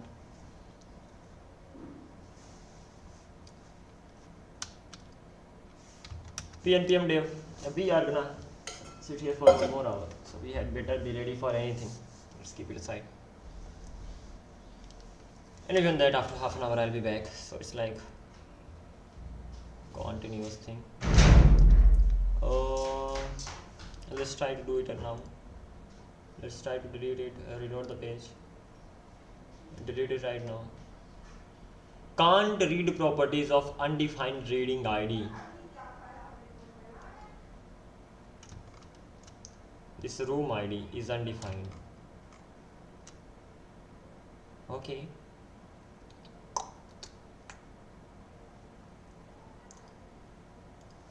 So ultimately I have to check whether I get the room ID or not. That's interesting. And when it comes to the room ID, so I got this room ID here. Once I got the room ID, then where am I sending the room ID from? Handle delete, here it is, and I'm sending the room.id. okay, it should be present, I think, and it's going there as parameters, so I'm getting it here. Let's log it, clg room id, and this is going to be equals to room id, something like this. Let's even check whether it's actually available or not, means we are getting that or not. Reload the page, nothing happens. Let's try to delete this. Well, room ID is 10 that we are getting, and once we got that, error deleting the room. Type can't read the properties of undefined this page.tsx. This is the problem. Interesting. HTTP localhost 3000. Let's try to delete the room using Postman. Here we are using Postman, and one thing that we need to do, let's create one more request, and the request is going to be for deleting. So add a request. That request is going to be a delete request, and once that thing is done, I will be pasting the URL. By the room ID was 10 as I got in the response in the logs, of course. So let's write 10 here, and I need to have token. And when it comes to token, so application token, let's copy this whole Okay, let's copy this whole token, and once I have the token, let's go to headers. Let's keep let's name get authorization key over here and paste the value. The value is going to be bearer and the key. That's great. Let's send the request. Error deleting the room. Why? Update or delete on room violates restricted setting foreign key constraint. Wow. That means I can only delete it when I delete the shapes. Lovely. So what do I have to do first? First of all, let's even check when I send the request from the front end side, do I get it in the backend or not? If I am getting the request in the backend, then that's okay, because when I send it from the postman, I'm getting it there. So for that particular thing, let's go here. Let's go to the backend, like HTTP server. That's here, and in here I will just simply log clg deleting room, because if it works, I can easily delete the shapes first and then this will happen. So that's not really a big problem, right? If it's actually working. First of all, I have to restart the server for sure. pnpm dev. The most important thing is that to get the request in the backend, if we are getting that by default, so we will be just simply deleting the shapes and the room will be deleted. And if it does not work that way, then we'll have to figure out the reason behind it. By the way, this token and all here, okay, getting the rooms is great. I've got the rooms. Let's this time try to delete one like this one. Okay, once I deleting the room, that means we are getting it. That's amazing. What is the next step? The next step is pretty simple. Let's delete this thing from here, and I have logs in here as well. Come on, I have logs where? Oh, I have logs in the middleware, and let's remove these logs from here, this one as well as this one. Now it seems to be okay. And after that, I'm removing the, not this one, sorry. Over here I'm deleting the room, but before deleting the room, I need to delete the shape. I need to delete all the shapes. So I can have const shapes is equal to that I'm going to delete await prisma client dot shape dot delete many, and you have to just delete everything. You have to delete many where? What does shape contain? Does it have anything helpful? Well, it doesn't. So let's go to shape, mainly database prisma. Okay, when it comes to shape has the room ID, right? Yeah, shape does have a room ID. So with the help of the room ID, I can delete the shapes. That's amazing. Let's go back here, and where room ID is equals to ID that I got, something like this. What is the problem? The problem is that ID should be a number, so let's make it number like this. Any problem as such? Once all the shapes are deleted, then I will be deleting the rooms, and then I should not be getting the error. Let's do one thing. Let's restart it, and this time I should be getting the response.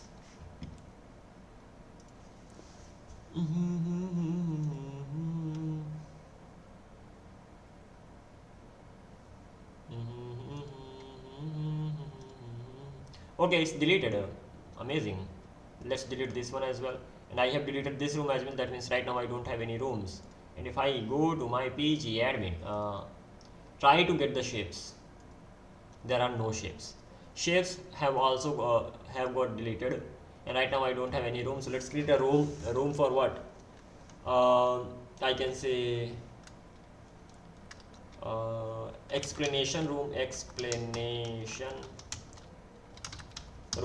I can name it anything. Let's create the room. Room is created. Once the room is created, I can delete it, or I can join the room. Let's join the room. Once I'm inside the room, I can just draw this, and even draw this, and draw the line, draw the text. This is an explanation room, something like this. This thing is also done. This is an explanation room. I can leave the room, but room still exists. I can just close this. The thing is that right now I can stop my server. Let's stop the server. Okay, and I can start my server again, and I will be getting exactly the same thing over there. If I reload it, the same thing will come back here. So this is a good thing, like I have created my own board to work on. So I have got it, I can join the room and I will get the same data that I had. As simple as that. The data never goes anywhere. So that is the good stuff over here. Once this thing is done, what is the last thing that is remaining? The last thing is to create a logout button. Okay, where all do I need to have the logout button? First of all, the logout button should be here, and the second thing is that I should have it on the main page, like here. The logout button should be at two places. Instead of this particular thing getting started, I can have a logout button here, or I can make it logout button. Then it's gonna be working great. That's a good thinking. And logout button, it should log out the client. Ultimately, it should remove the token. That is it. Let's do one thing. What do I need to create? There are many things. First of all, let's do one thing. Let's collapse everything. Let's go to Excalidraw, and I have auth. Inside auth I have is users. Well, I don't need this. When it comes to components, I have auth page, and I need to create a logout button. Yeah,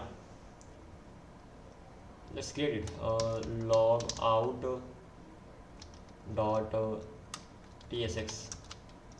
Export, it will simply remove it. Export a default function log out. It will be like this, and then done. What is the next step? This does nothing. It simply, first of all, it is a button. Okay, it is a button, and when it comes to design of this button, I will be designing it the way I want. And for now, I can say it will have the same design app that has. That means let's go to app and this page.tsx, and it has let's go to the top. It has get started. This is the button is here. I will be using the same button, and I will be using logout button over here ultimately. So this will be used like this, but the thing is that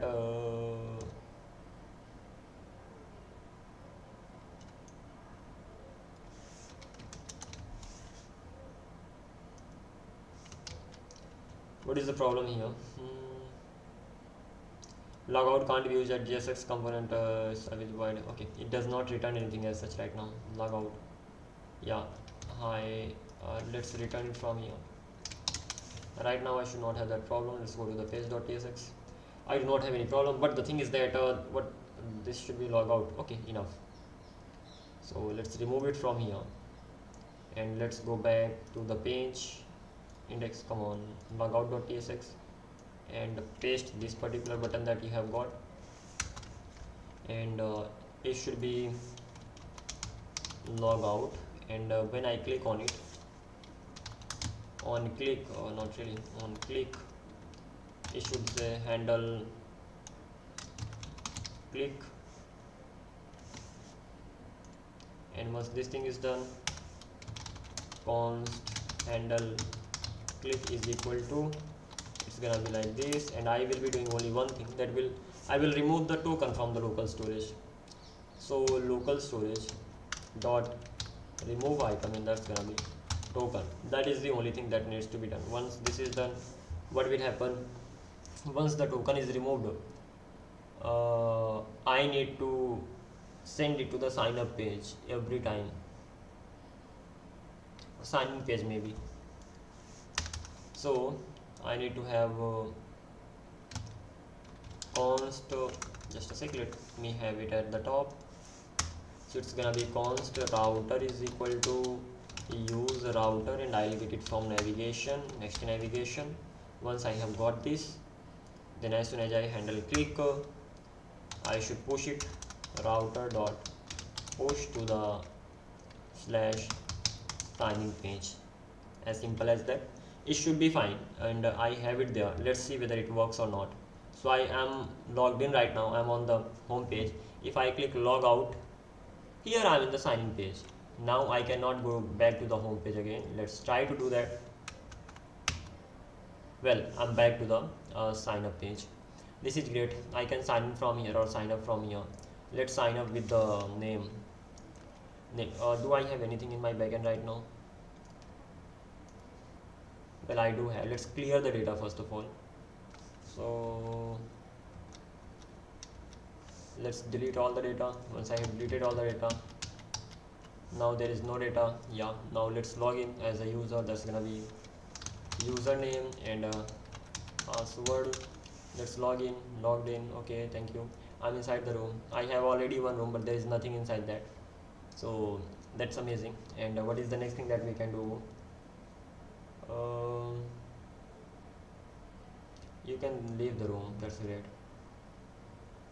Join the room. You're already in the room. You can leave the room from here.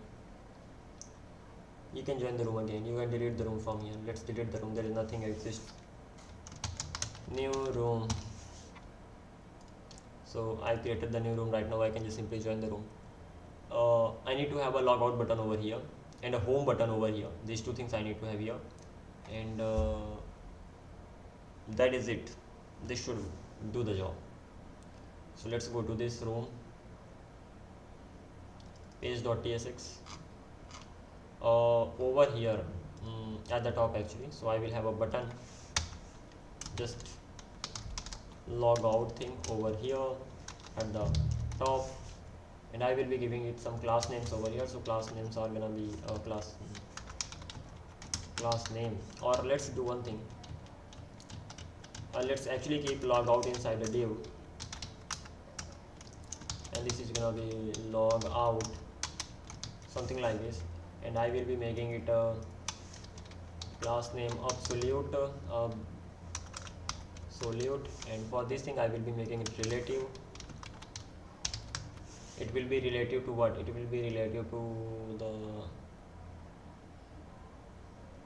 sorry, it should not be here. I wanna keep it here, over here. Once this is here, width screen, high screen, flex, justify, item center. So I'm getting all the things in the center. Don't even need this in here. Rather I should keep it on the top, like over here. Once this thing is kept over here, let's make it a relative. Once this is relative, let's give it a top is gonna be 3, right is gonna be 5, and let's see how it looks like.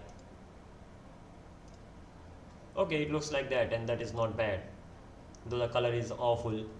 The color should be, I can give it color, right? I can I should be able to give it a property. Okay, so let's do one thing. It will accept color. It will accept bg color, and that will be type of string. That bg color will be bg color, that will be type of string, something like this. Once it got the bg color, so, and this is optional. Let's make it optional. Like if I provide it, that's great. If I provide the bg color, then if bg color exists, in that case I will have the bg color over here. Even not like this. Let's select all the design from here, Control X. Like this and this and this. And what I want to do is this. I wanna say whatever I wanna write, that if bg color exists, in that case use bg color, otherwise use the default color that I have, something like this. Let's reload the page. Okay, and let's change the bg color this time. For changing the bg color, I need to go to page.tsx, and here I will be sending the bg color, and that's gonna be bg gray, and it would be around 400 or something. It looks like this. Whenever I hover over it, it becomes like this crazy stuff.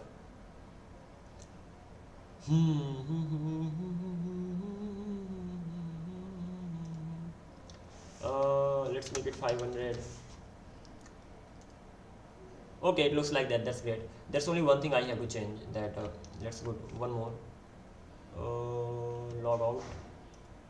Let's go here. Whenever I hover over it, it's getting changed to this. And what I want, whenever I hover over it, it should be getting changed to that particular color. So let's make it like this. It should be Control X, and I'm going to keep it here. And for BG color, if that is the BG color, if I have the BG color, then okay, never mind, I don't need to have hover functionality. I can make it work, but it's gonna be time taking. Cursor gonna be pointer. Okay, this thing is done. We have almost done everything whatever we needed to do. So we have this logout button over here. Let's refresh the page, reload the page. I've got it here. I can log out from here, and right now I'm in the sign in page. I can try to go to canvas/1 whatever again, but I will not be able to access that.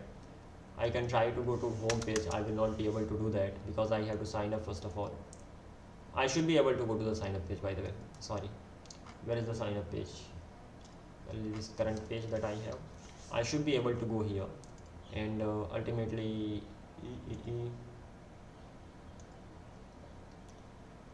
if once I got the token and I checked with the if user exists, in that case I don't have to do anything. If user exists, in that case I have to set is logged into this. It will be gonna be this. So let's reload the page. Let's go to the home page. I'm here.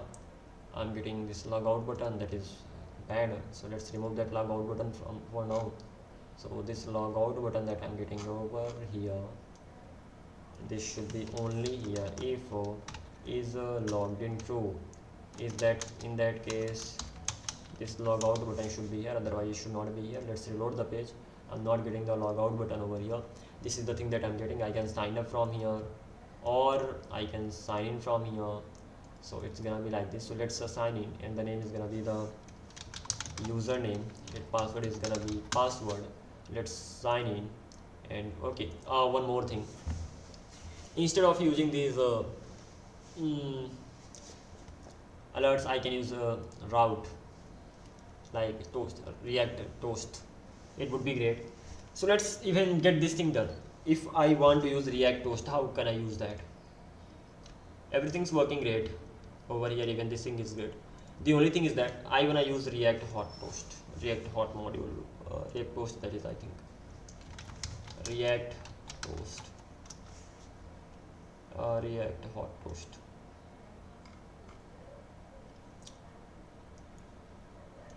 Documentation. First of all, I have to install this particular thing. npm add hot React toast. Let's stop everything. cd inside Excalidraw. Let's install this. Once this is added, then I will be getting everything done. And from the beginning, and now I have to look for alert where all I have used alert. In all those places I will be using this. Even before that, when it comes to layout, below layout, I have to use toast this time. So I will have children, and after children I will have toaster, something like that.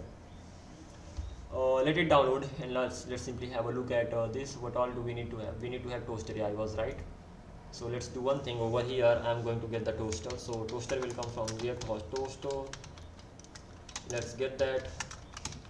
Okay, we have got this. It's going to be okay.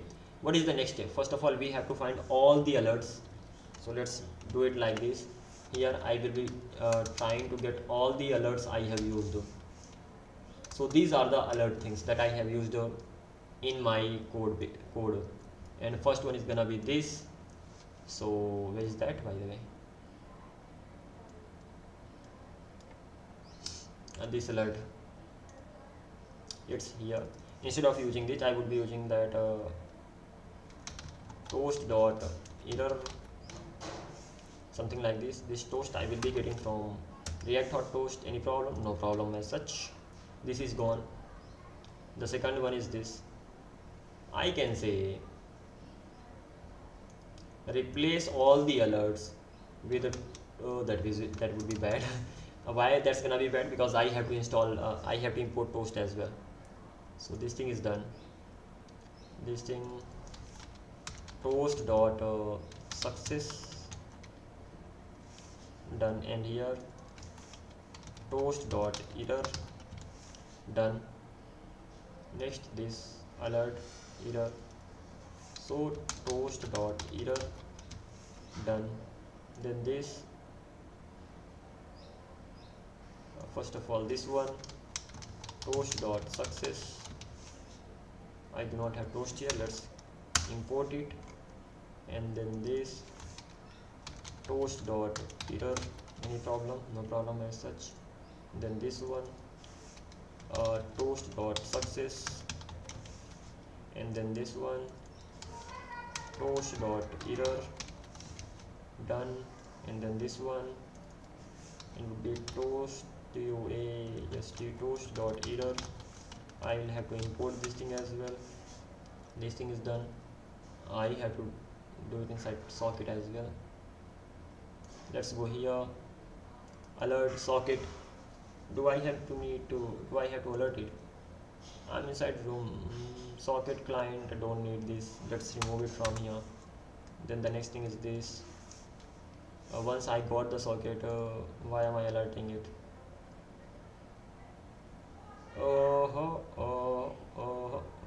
Where is this coming from? Chat room, chat client, chat room client. Anyway, I don't need this. It's coming from chat room client apps, web components.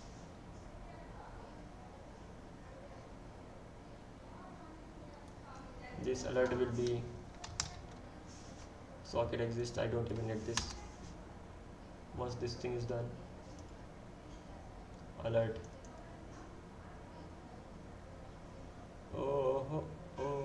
Hello from your app.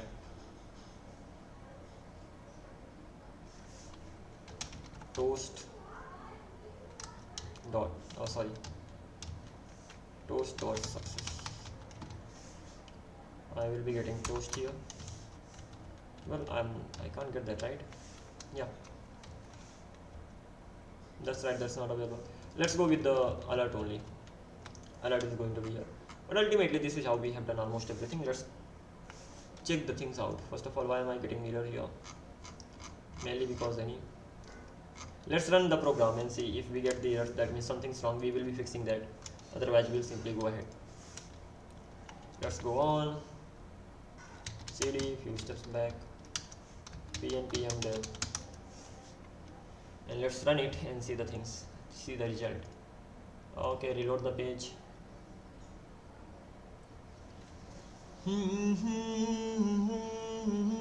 Okay, we are already logged in. Let's log out. We have logged out, and even okay, never mind. Let's log in. Username, password, sign in.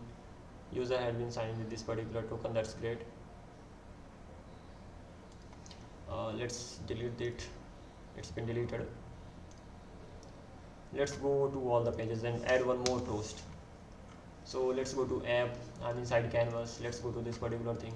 I'm not doing it anything here. And what about here?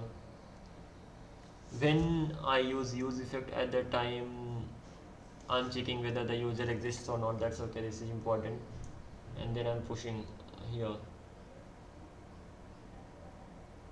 If user does not exist,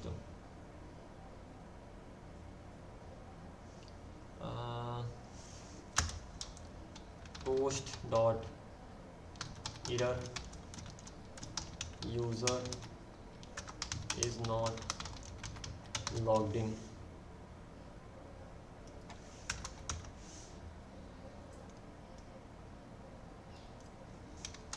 Access denied. Access denied, user is not logged in. This is what I'm getting. After this, everything is okay over here. I send a request.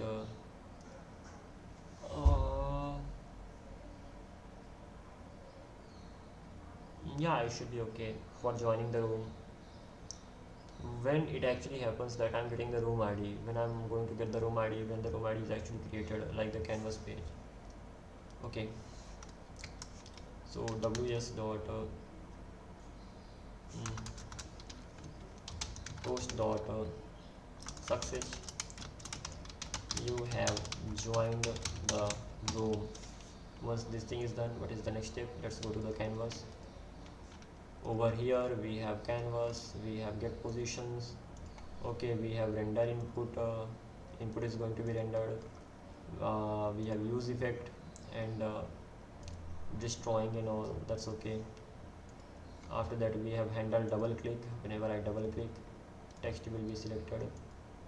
Then handle click. Whenever I handle click, that particular text will okay, when I handle click, what happens? The we send the request to the database WS server, that's great. And after that, once this thing is done, handle change. Whenever we change the values, that's okay. After that we have leave room, socket dot this, we have left the room, we have been pushed to /room, toast dot success, left the room. And then if there's an error will be showing here. And then these are the things. We have top bar. Inside top bar we are selecting the things we don't need to do anything. And then we need to go to the game class. So let's go to the game class over here. Let's click on this. So let's go to the top. Okay, inside this we have these many things. After that we have set tool thing. Okay, once I have done this, I have clear canvas. Okay, when I'm clearing the canvas, canvas is cleared. When I'm clearing the canvas, I'm rendering the shapes have been rendered. Okay, once the shapes are rendered, I'm just rendering the different shapes depending on the input. That's great. After that, what do I have to do? After that, I'm just getting the socket messages. Once I got the socket messages, I will render that. That's again a good thing. Init point handlers, I'm just using these handlers. Okay, destroy, I'm destroying everything. If I get to requests, point of handler, pointer of handler, simply whenever I mean move the pointer of this particular thing is triggered, and I just simply send the data to the database. That is it. You don't really need to do anything. Pointer down handler, it gets set. That's great. Pointer move handler, whenever I move, I draw the rectangle, circle, pencil, line, etc. And once this thing is done, I draw the line. I will be getting it done sooner. When it comes to stroke, I draw the strokes and I get the positions here, I get the size here. Ultimately this thing is done. Almost things are done inside this. Let's go to pencil. This thing I'm not sure I need to do anything right now here, because it is using altogether another database, and yeah, altogether different types of things. But even let's make sure if it's working well. I'm fetching the data. I don't need to change anything in here actually. Let's go to page, and inside this page, what am I doing? Many things actually. Oh, so many things, not just many. So what am I doing? First of all, room. I'm getting the room. If the user does not exist, you can say toast dot error, user is not logged in, something like this. And then fetch rooms. I got the rooms, I set the rooms. Okay, rooms have been fetched then. Otherwise this particular thing I can say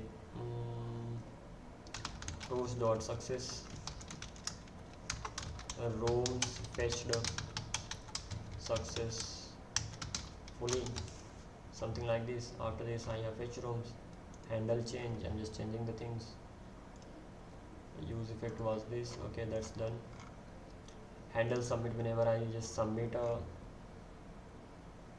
ultimately what happens, a request goes, and once the request goes, I get the room, and toast dot success. Okay, I already have a room. Your room ID is this. Rather I should be making it like this.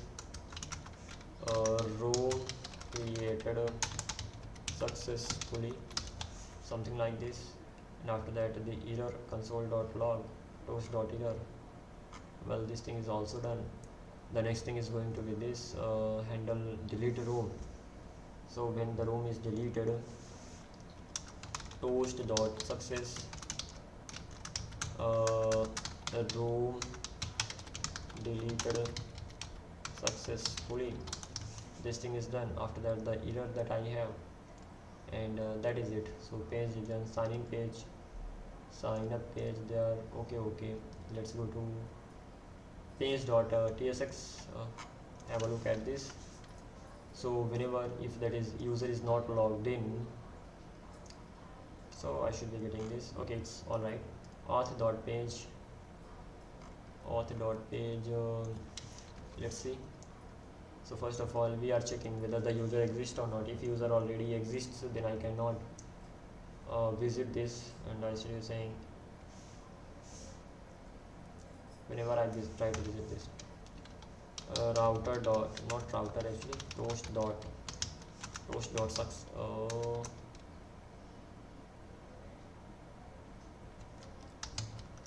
Let's make it success for now. User already exists. Okay, user already logged in, something like this. This is again gonna be error because I'm trying to go to sign up page. Yeah,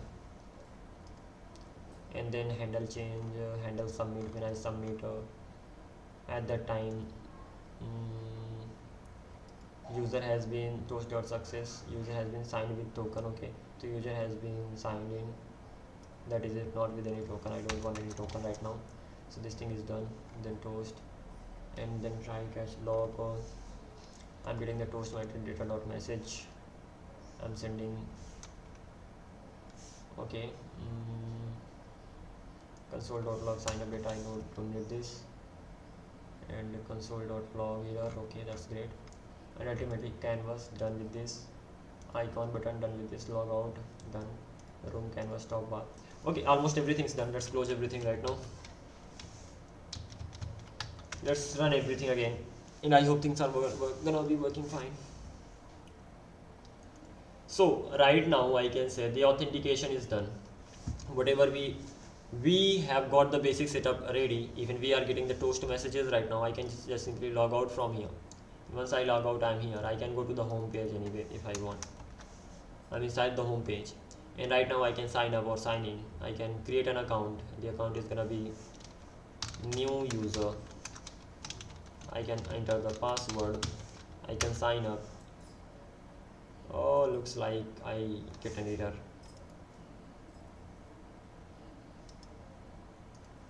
What is the problem with this? All. Maybe new user already exists. If I'm not wrong, new user. I should be getting an error message as well. If that's the case. Bad request. 3001/sign up 400. Why?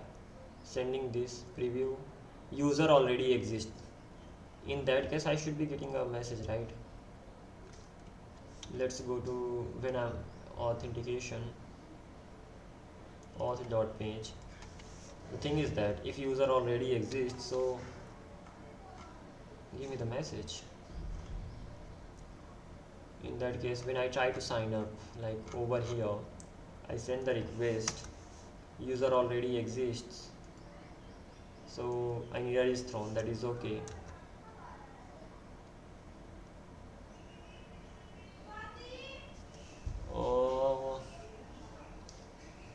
But still I'm sending the response. And let's go to HTTP server first of all that I had.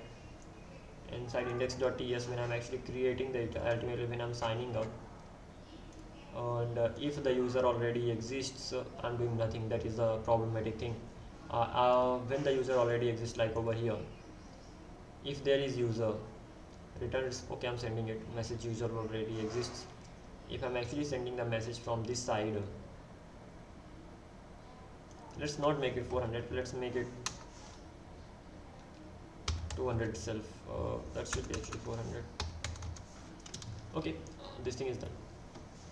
So the next thing is that maybe because of this thing I'm not able to go ahead, so let's comment this. Then I got the data, and once I got the data, those.success, it should be work fine. Let's see. Let's reload the page.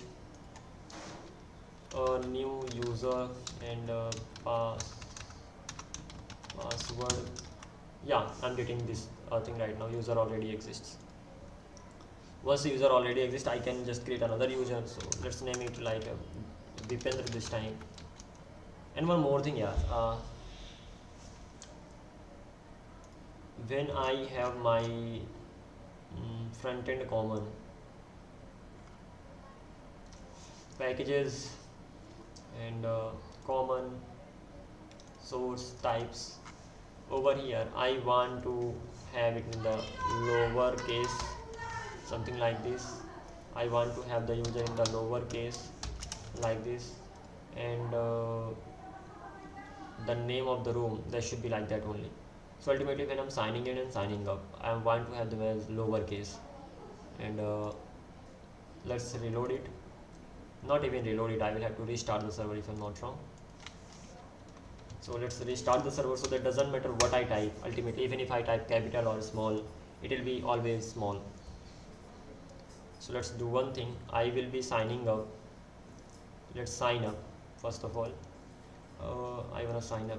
Okay, I will be signing up with capital V. Vipendra password is going to be okay. That let's sign up with this, and I will sign in with the small v.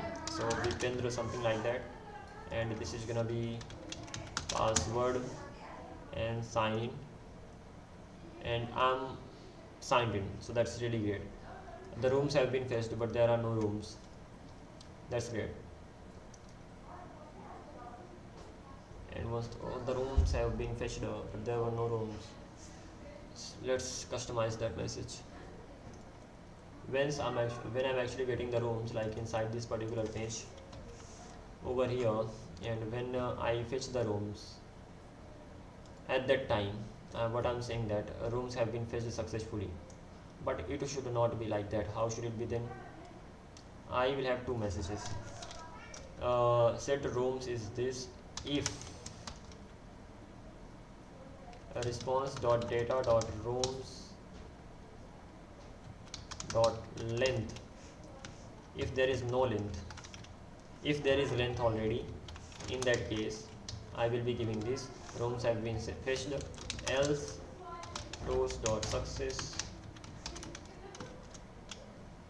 you don't have rooms, something like this. You haven't created rooms yet, something like this. Let's go there again. Let's reload the page. You haven't created rooms yet. Let's create the room. That's gonna be like coding room, something like that. So let's create it. Rooms which is successfully created room. Okay, we have the room. Let's get one more room and one more thing. Yeah, this thing. As soon as the room gets created, handle submit. When the room got created, set room created successfully. Set room name, and that will be empty. So let's try this thing again. Okay, this is going to be new room that I'm going to have. Let's enter it. Got an error. Why did I get the error? Let's figure this thing out. Okay, uncaught promise accessor. Let's reload the page. Room fetched successfully. New room, create the room. This is the error, something that I got over here, and the error is this response error creating the room. And what was the error? Error is this: pm2 room prisma client non request error.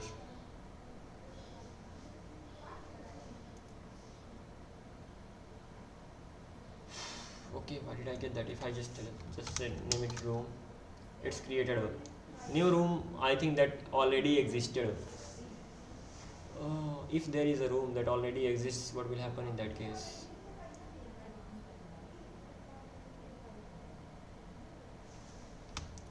I think new room was already there in the database, so I could not create that, but it should not be like that.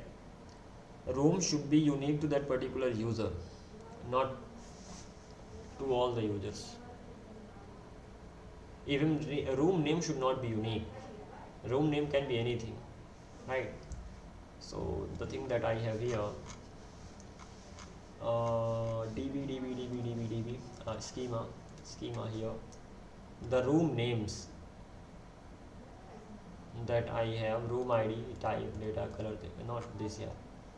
So the slug that I have, it is unique. It should not be unique, by the way. So let's keep it like this, and the next thing that I need to do is this cd, because room name can be anything, right?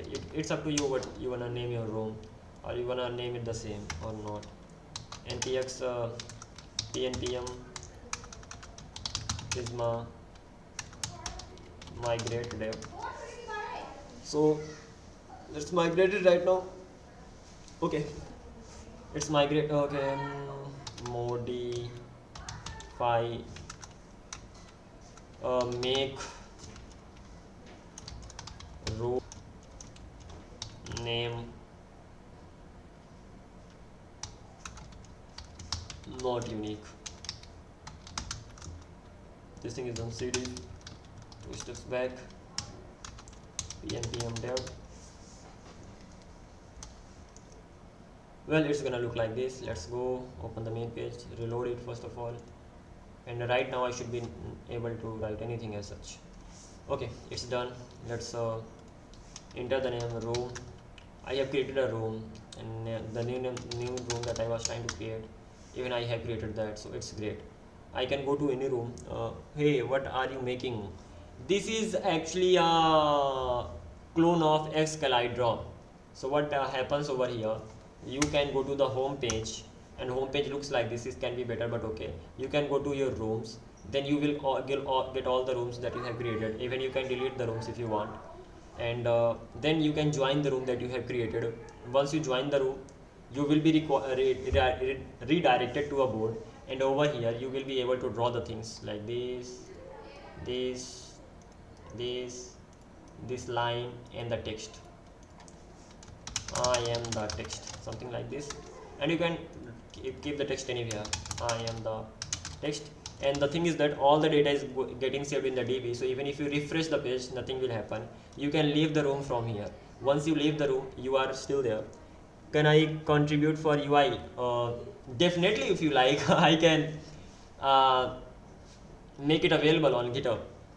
It's up to you. I can give it, and then you can get the stuff done.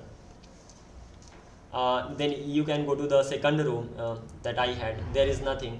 You can create, this is the second room, so it's gonna be like this, and this is just like demo project. I have to make it again to make it better. I will be rebuilding it. This time I just tried it a bit. This is the second room and all. Let's leave the room, and then I can join coding room. These things were already there. I can create one more room. This is gonna be new room for coding. The room is created. I can join the room, and I can draw the stuff. I can leave the room. So this is how it goes. I can log out, and when I log out, I will be redirected to the sign in page. And if I just remove it, I can go to the home page, and I will get sign in and sign in options. So this is how it goes. So this is not the basic project actually. I'm using TypeScript, I'm using WebSocket, I'm using HTTP server, I'm using Next.js, I'm using Turbo Repo, many things. Let's make it a big project. I have better idea for that. You can say some more advanced features.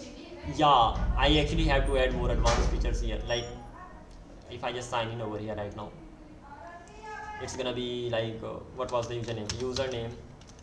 I think that was new user. Just a minute. That was Vipendra actually.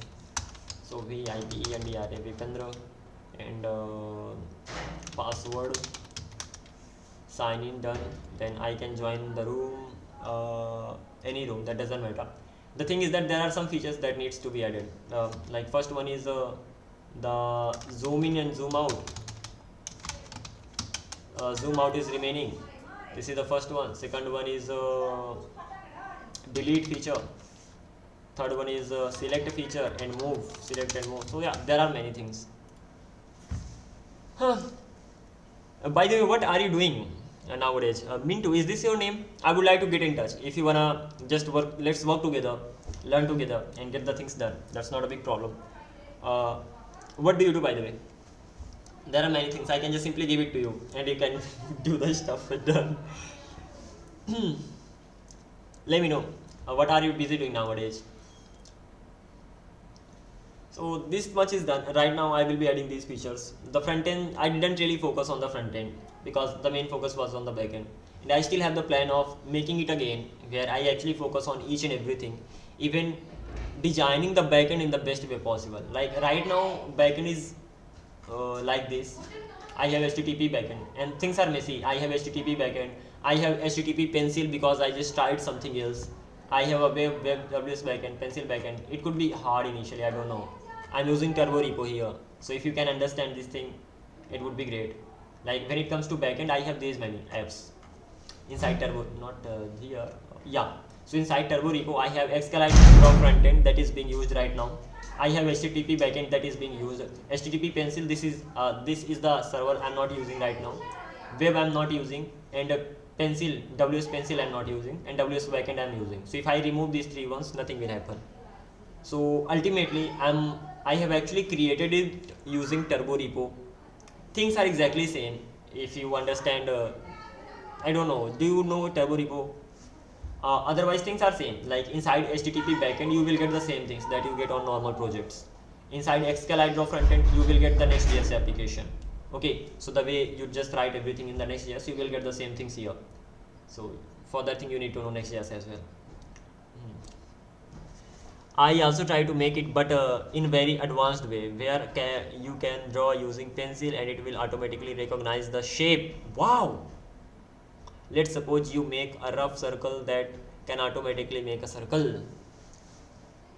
Amazing! Lovely, yeah.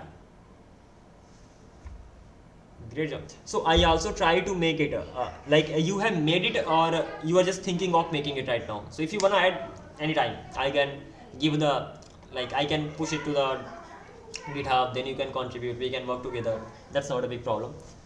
The thing is that there are few requirements.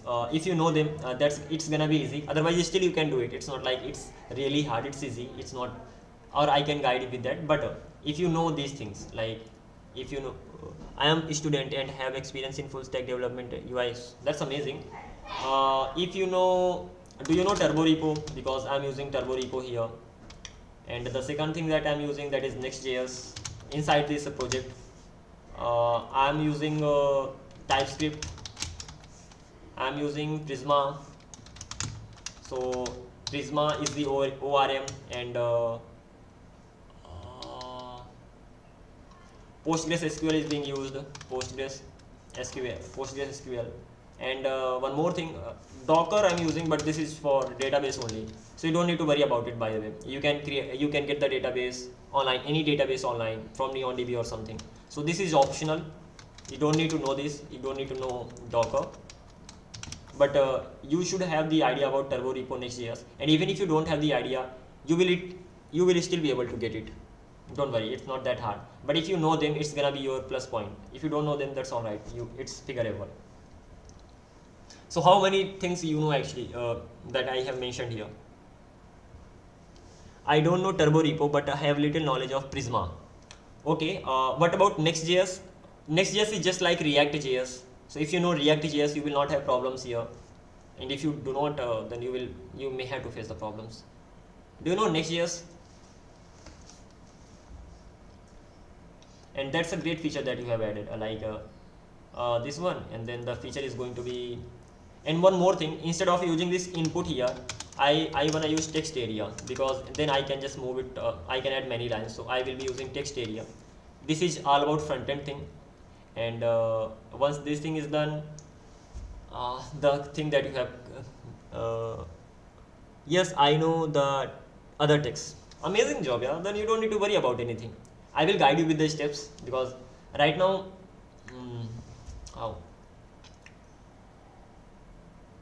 I was just thinking of building it again in the sense, I have it, like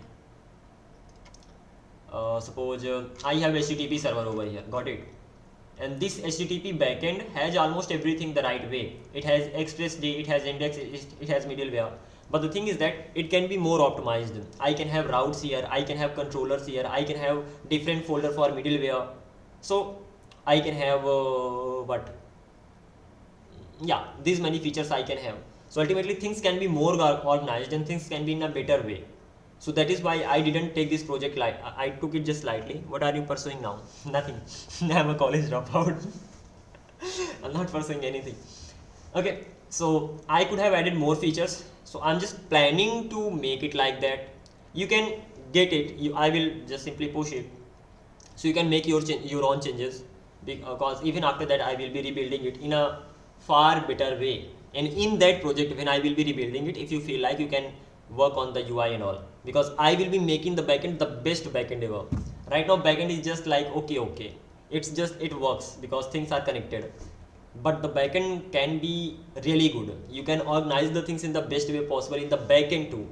So the way we design front end, the same way I can design my backend. Right now I just have a backend that is not designed, but I can design it really well. I can create classes like response classes, error classes. I can create async handlers, and I can create lots of utils. I can add email functionality, a lot actually. So I will be remaking it and I will be adding this. Want to see my UI works? Definitely, I would love to. And then I will definitely like you to just work with me. Even, yeah, let's work together. Whether let me have a look at that. But the thing is that even if I want you to work on UI, you can work on the UI of this directly if you want. And if you want to work on the UI of the main project that I am going to create, so for that thing I will have to write everything, rewrite everything in the best way possible. Then you will be able to work on the UI. But you can directly work on the UI of this one and make it yours if you actually understand everything. And I have the plan of making it again in the best way possible. Can you send me the link and all? How can I actually have a look at that? And right now I am almost done with this.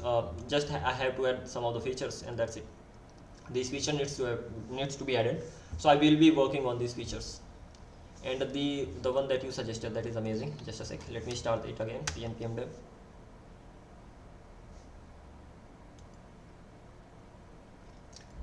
Okay, here we are. Over here it should be okay, it's came back again. It's like draw any, no, you said make the shapes automatically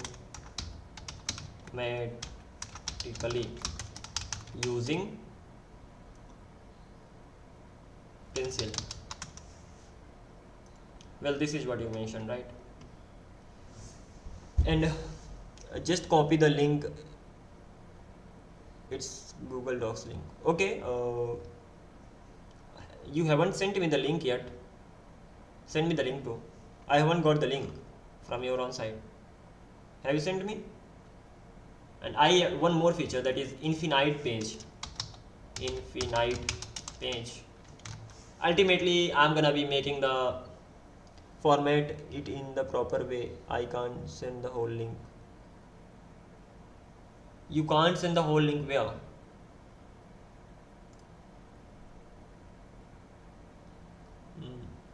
Where are you unable to send the link? Can you let me know? Timestamp moderation activity. Participants. You can't send. Can I do something with the settings so that you are allowed? Let me know. I have no idea about this thing. Community moderation.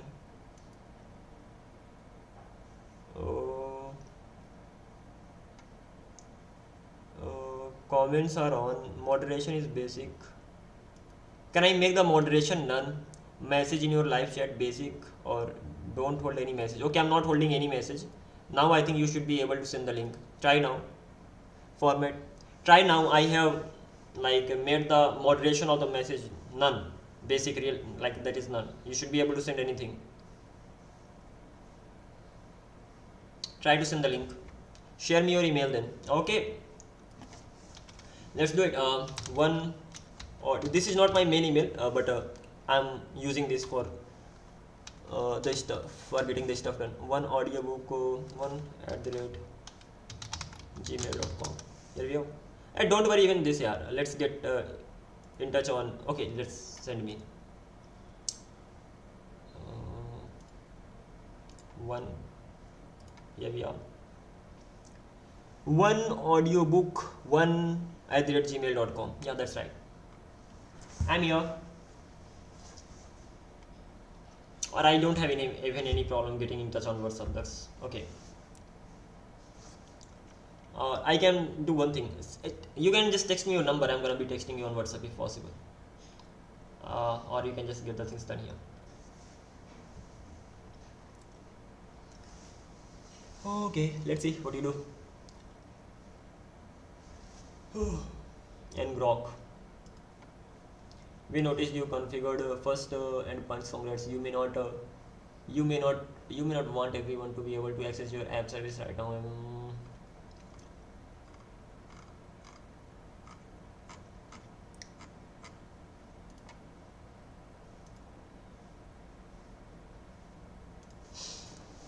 You may not want everyone to be able to access your app service right now. Anyone with the URL can hit your endpoint. Let's fix that in 5 minutes. Adding OAuth authentication within Grok. Okay. HTTP actions type OAuth config provider Google and this restart endpoint with endpoints. This and when you or anyone else opens this in browser, they'll be redirected to the login before they reach. Okay. More with the traffic policy. Ultimately, I can add more features. Lord Web. Nice name.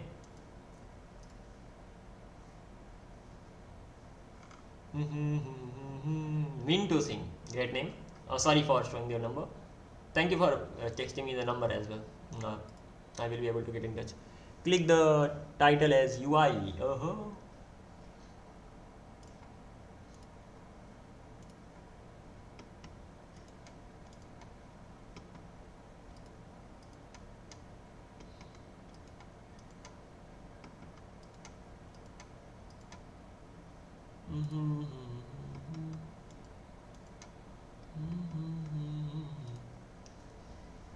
You are using Figma. Amazing. Continue. I should be able to continue. I had an account on Figma. Come on.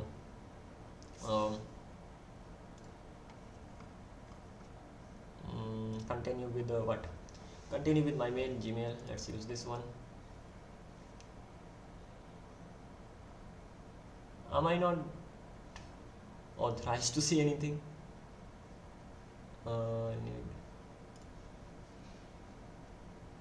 I think I'm not able to see anything over here. Okay, I got it here. Wow.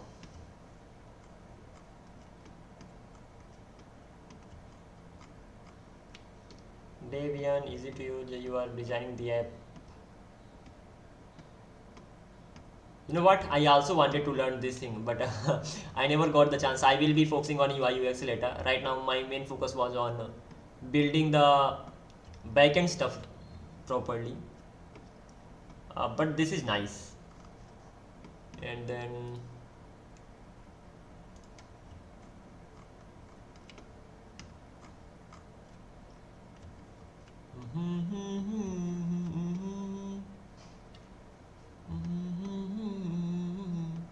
so you are an UI UX designer.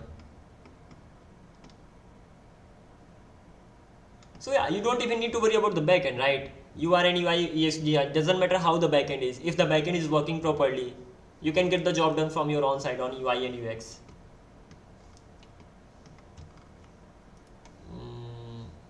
Wow, lovely, yaar.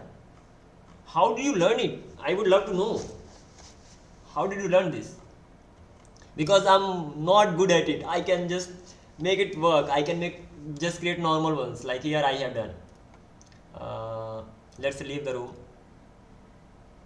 Okay, I'm just creating these many designs. Ultimately, my main focus is on getting the functionality implemented rather than working on the design. And one more thing, I'm bad at this, so that is why I don't do it. But let me know how you actually learned this. Amazing. I can do everything from full stack to really. Wow, that is the best thing ever if you can do both. Okay, these are professional ones actually. You are insane. Really, you are just great, yeah. Learned everything from YouTube and UI from myself only. You learned UI from yourself. How did you learn it? Seriously, you learned UI on your own. I'm so bad at this, so it's really surprising for me. Wow, lovely, yeah. How about this?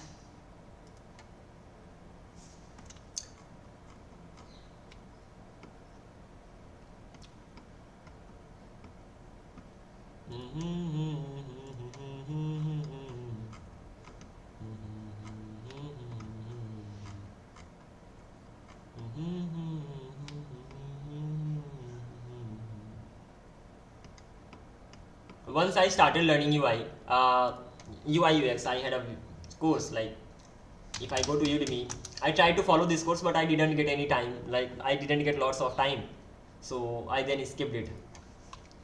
UI UX. I have this plan in future. Right now, I don't even have time. I was following his course, but the thing is that because of the timing issue, I stopped. I also don't know how I learned that in 1 and 5 years, everything full stack and UI. Wow, you are faster than I learn. You learn faster than I learn, or I can say I haven't been learning regularly. Because of that thing, it took more time than 1.5 years. It took me 2 years and all. Bro, practice knowledge is far better than course. Yeah, I've been just busy for a long time. I've been busy just watching the videos and thinking that I'm learning, but I wasn't learning actually. And then I switched to working thing. Like right now, I watch less and work on the projects more. So it's quite beneficial right now. I would love to learn from you. Teach me how to be good as you are. I this is great. I have your number as well. Can I open BlueStack over here? Because direct on WhatsApp I can't text you, but I have WhatsApp on BlueStack if I'm not wrong. I do not have that. Yeah, I do not have. Using this, I can't do that. Let's try to log in. I'm going to be texting you soon. I don't have anything. Free Fire I have. Let's play Free Fire now. Come on, I'm not good. Still learning. You are really far better than I am. I really don't even care like what kind of design I have. It should work, but you are really good. But you can be, of course, better than this, no doubt. But right now, considering the level, that's not average. Can I get WhatsApp here? WhatsApp business. Come on. Is it stuck or something? Oh, BlueStack is stuck. I'll have to download it. It's not like I have it on my mobile, but my mobile is connected to the network right now, so I can't really go back there and text to my mobile, and that is why I'm gonna be using this. Let's keep it here somewhere else, and let's have a look at your designs mainly. That's already downloaded.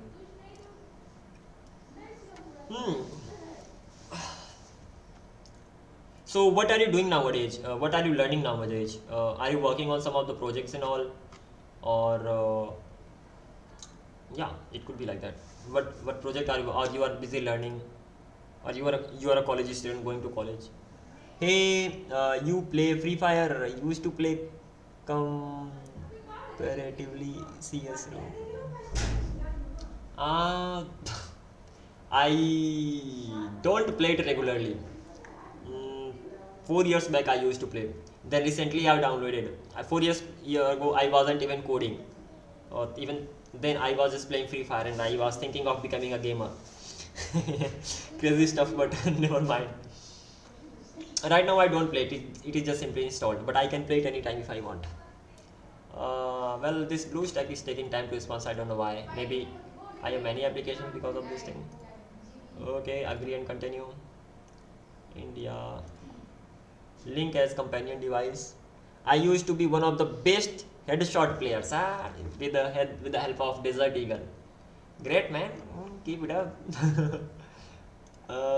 Help linking, register new account, help linking. No, I don't want help linking. I still need to what? Open WhatsApp business settings, link a device. Have you YouTube channel? Have YouTube channel over 60. You have a YouTube channel over 60k subscribers on gaming. How did you come to code? How did you start coding when you already had a channel, or you were already from CS category?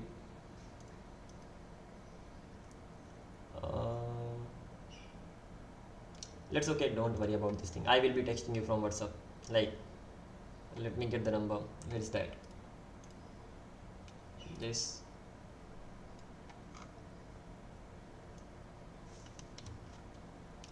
You should be writing full stack engineer with a UI and UX thing, because you can get both the things done, right? Okay, let's open WhatsApp right now directly.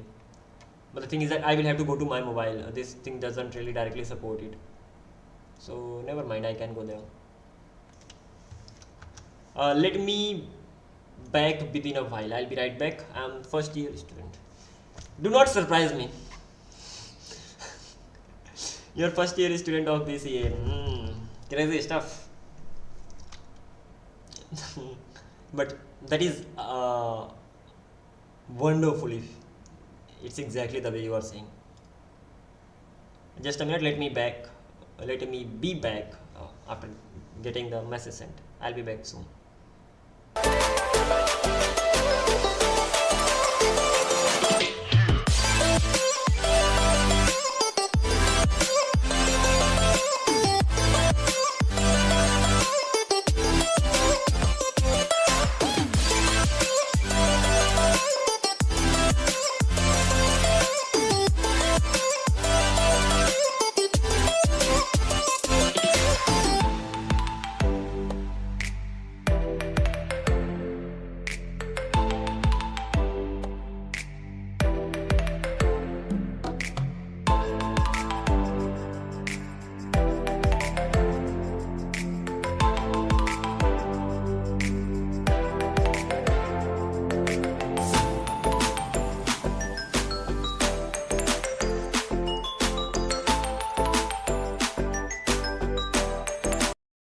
Okay, so I'm back and I have sent you the message from my mobile, so right now you should have got that.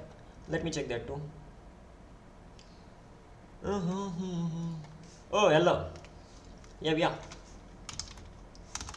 Hi, but I don't think you can operate both, or can you? Like YouTube and this. Hey. Okay. It's me, VIP, and we are Vipendra. Okay, your name is Mintu, if I'm not wrong. Okay, so this much is done. We have almost done the basic things. The next time I'll be coming live, I will start working on the functionality. And meanwhile, let me send it to GitHub. You may have a look at the code.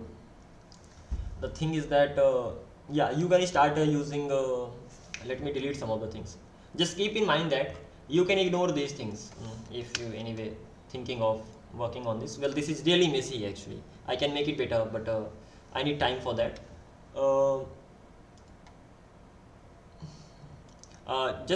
I hope you are online, like you are watching this right now. So you can ignore you can ignore HTTP pencil, you can ignore WS pencil, and you can ignore this web app that is there. So you can ignore these three things, and remaining things are connected to each other. So this is how it works. Let me send it to there. If you don't understand, let me know. I will help you go through the stuff.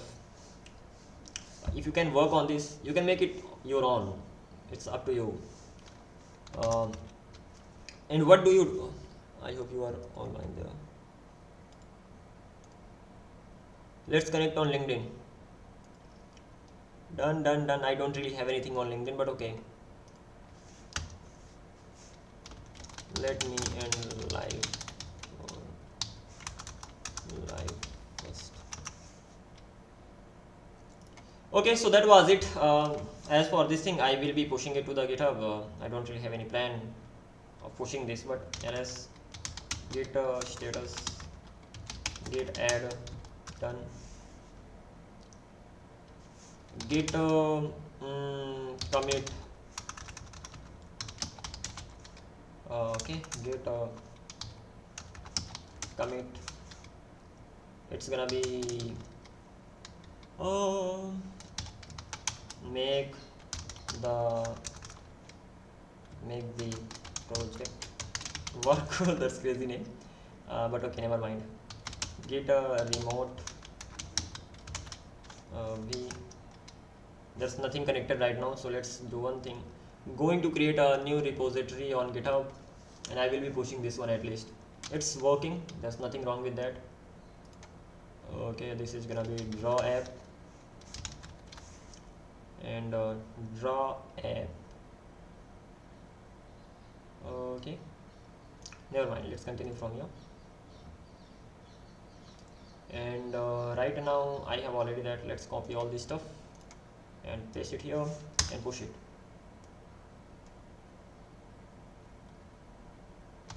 Git status. Oh, that's already pushed, so why am I just writing git status? One more thing, I can make another branch. That branch could be dev. First of all, you can try the things in the dev and then you can push it to the main branch. Let's create another branch, and that will be git branch git branch what checkout b, and that's gonna be dev. Well, okay, that's bad actually. That should be git checkout if I'm not wrong.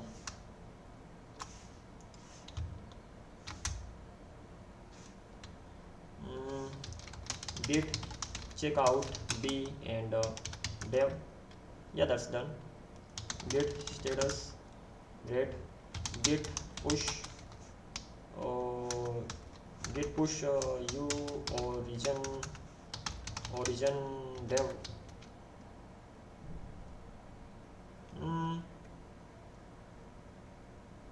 I think this should be right. Right, should we push it to dev? Let's reload the page right now. So I have this main thing, I have this dev thing. Inside, in both of them, the same thing is happening. Main and branch, I mean main and dev, both of them are same right now. So it's like that. But you can start working with dev, then we can push it to the main. I don't even know how to do that. Never mind. So this is how it's gonna be going on. For now, that was it. I'm gonna be catching up soon now. Until then, take care, have a great day ahead, and keep up the good work, keep coding, and keep hustling. Take care.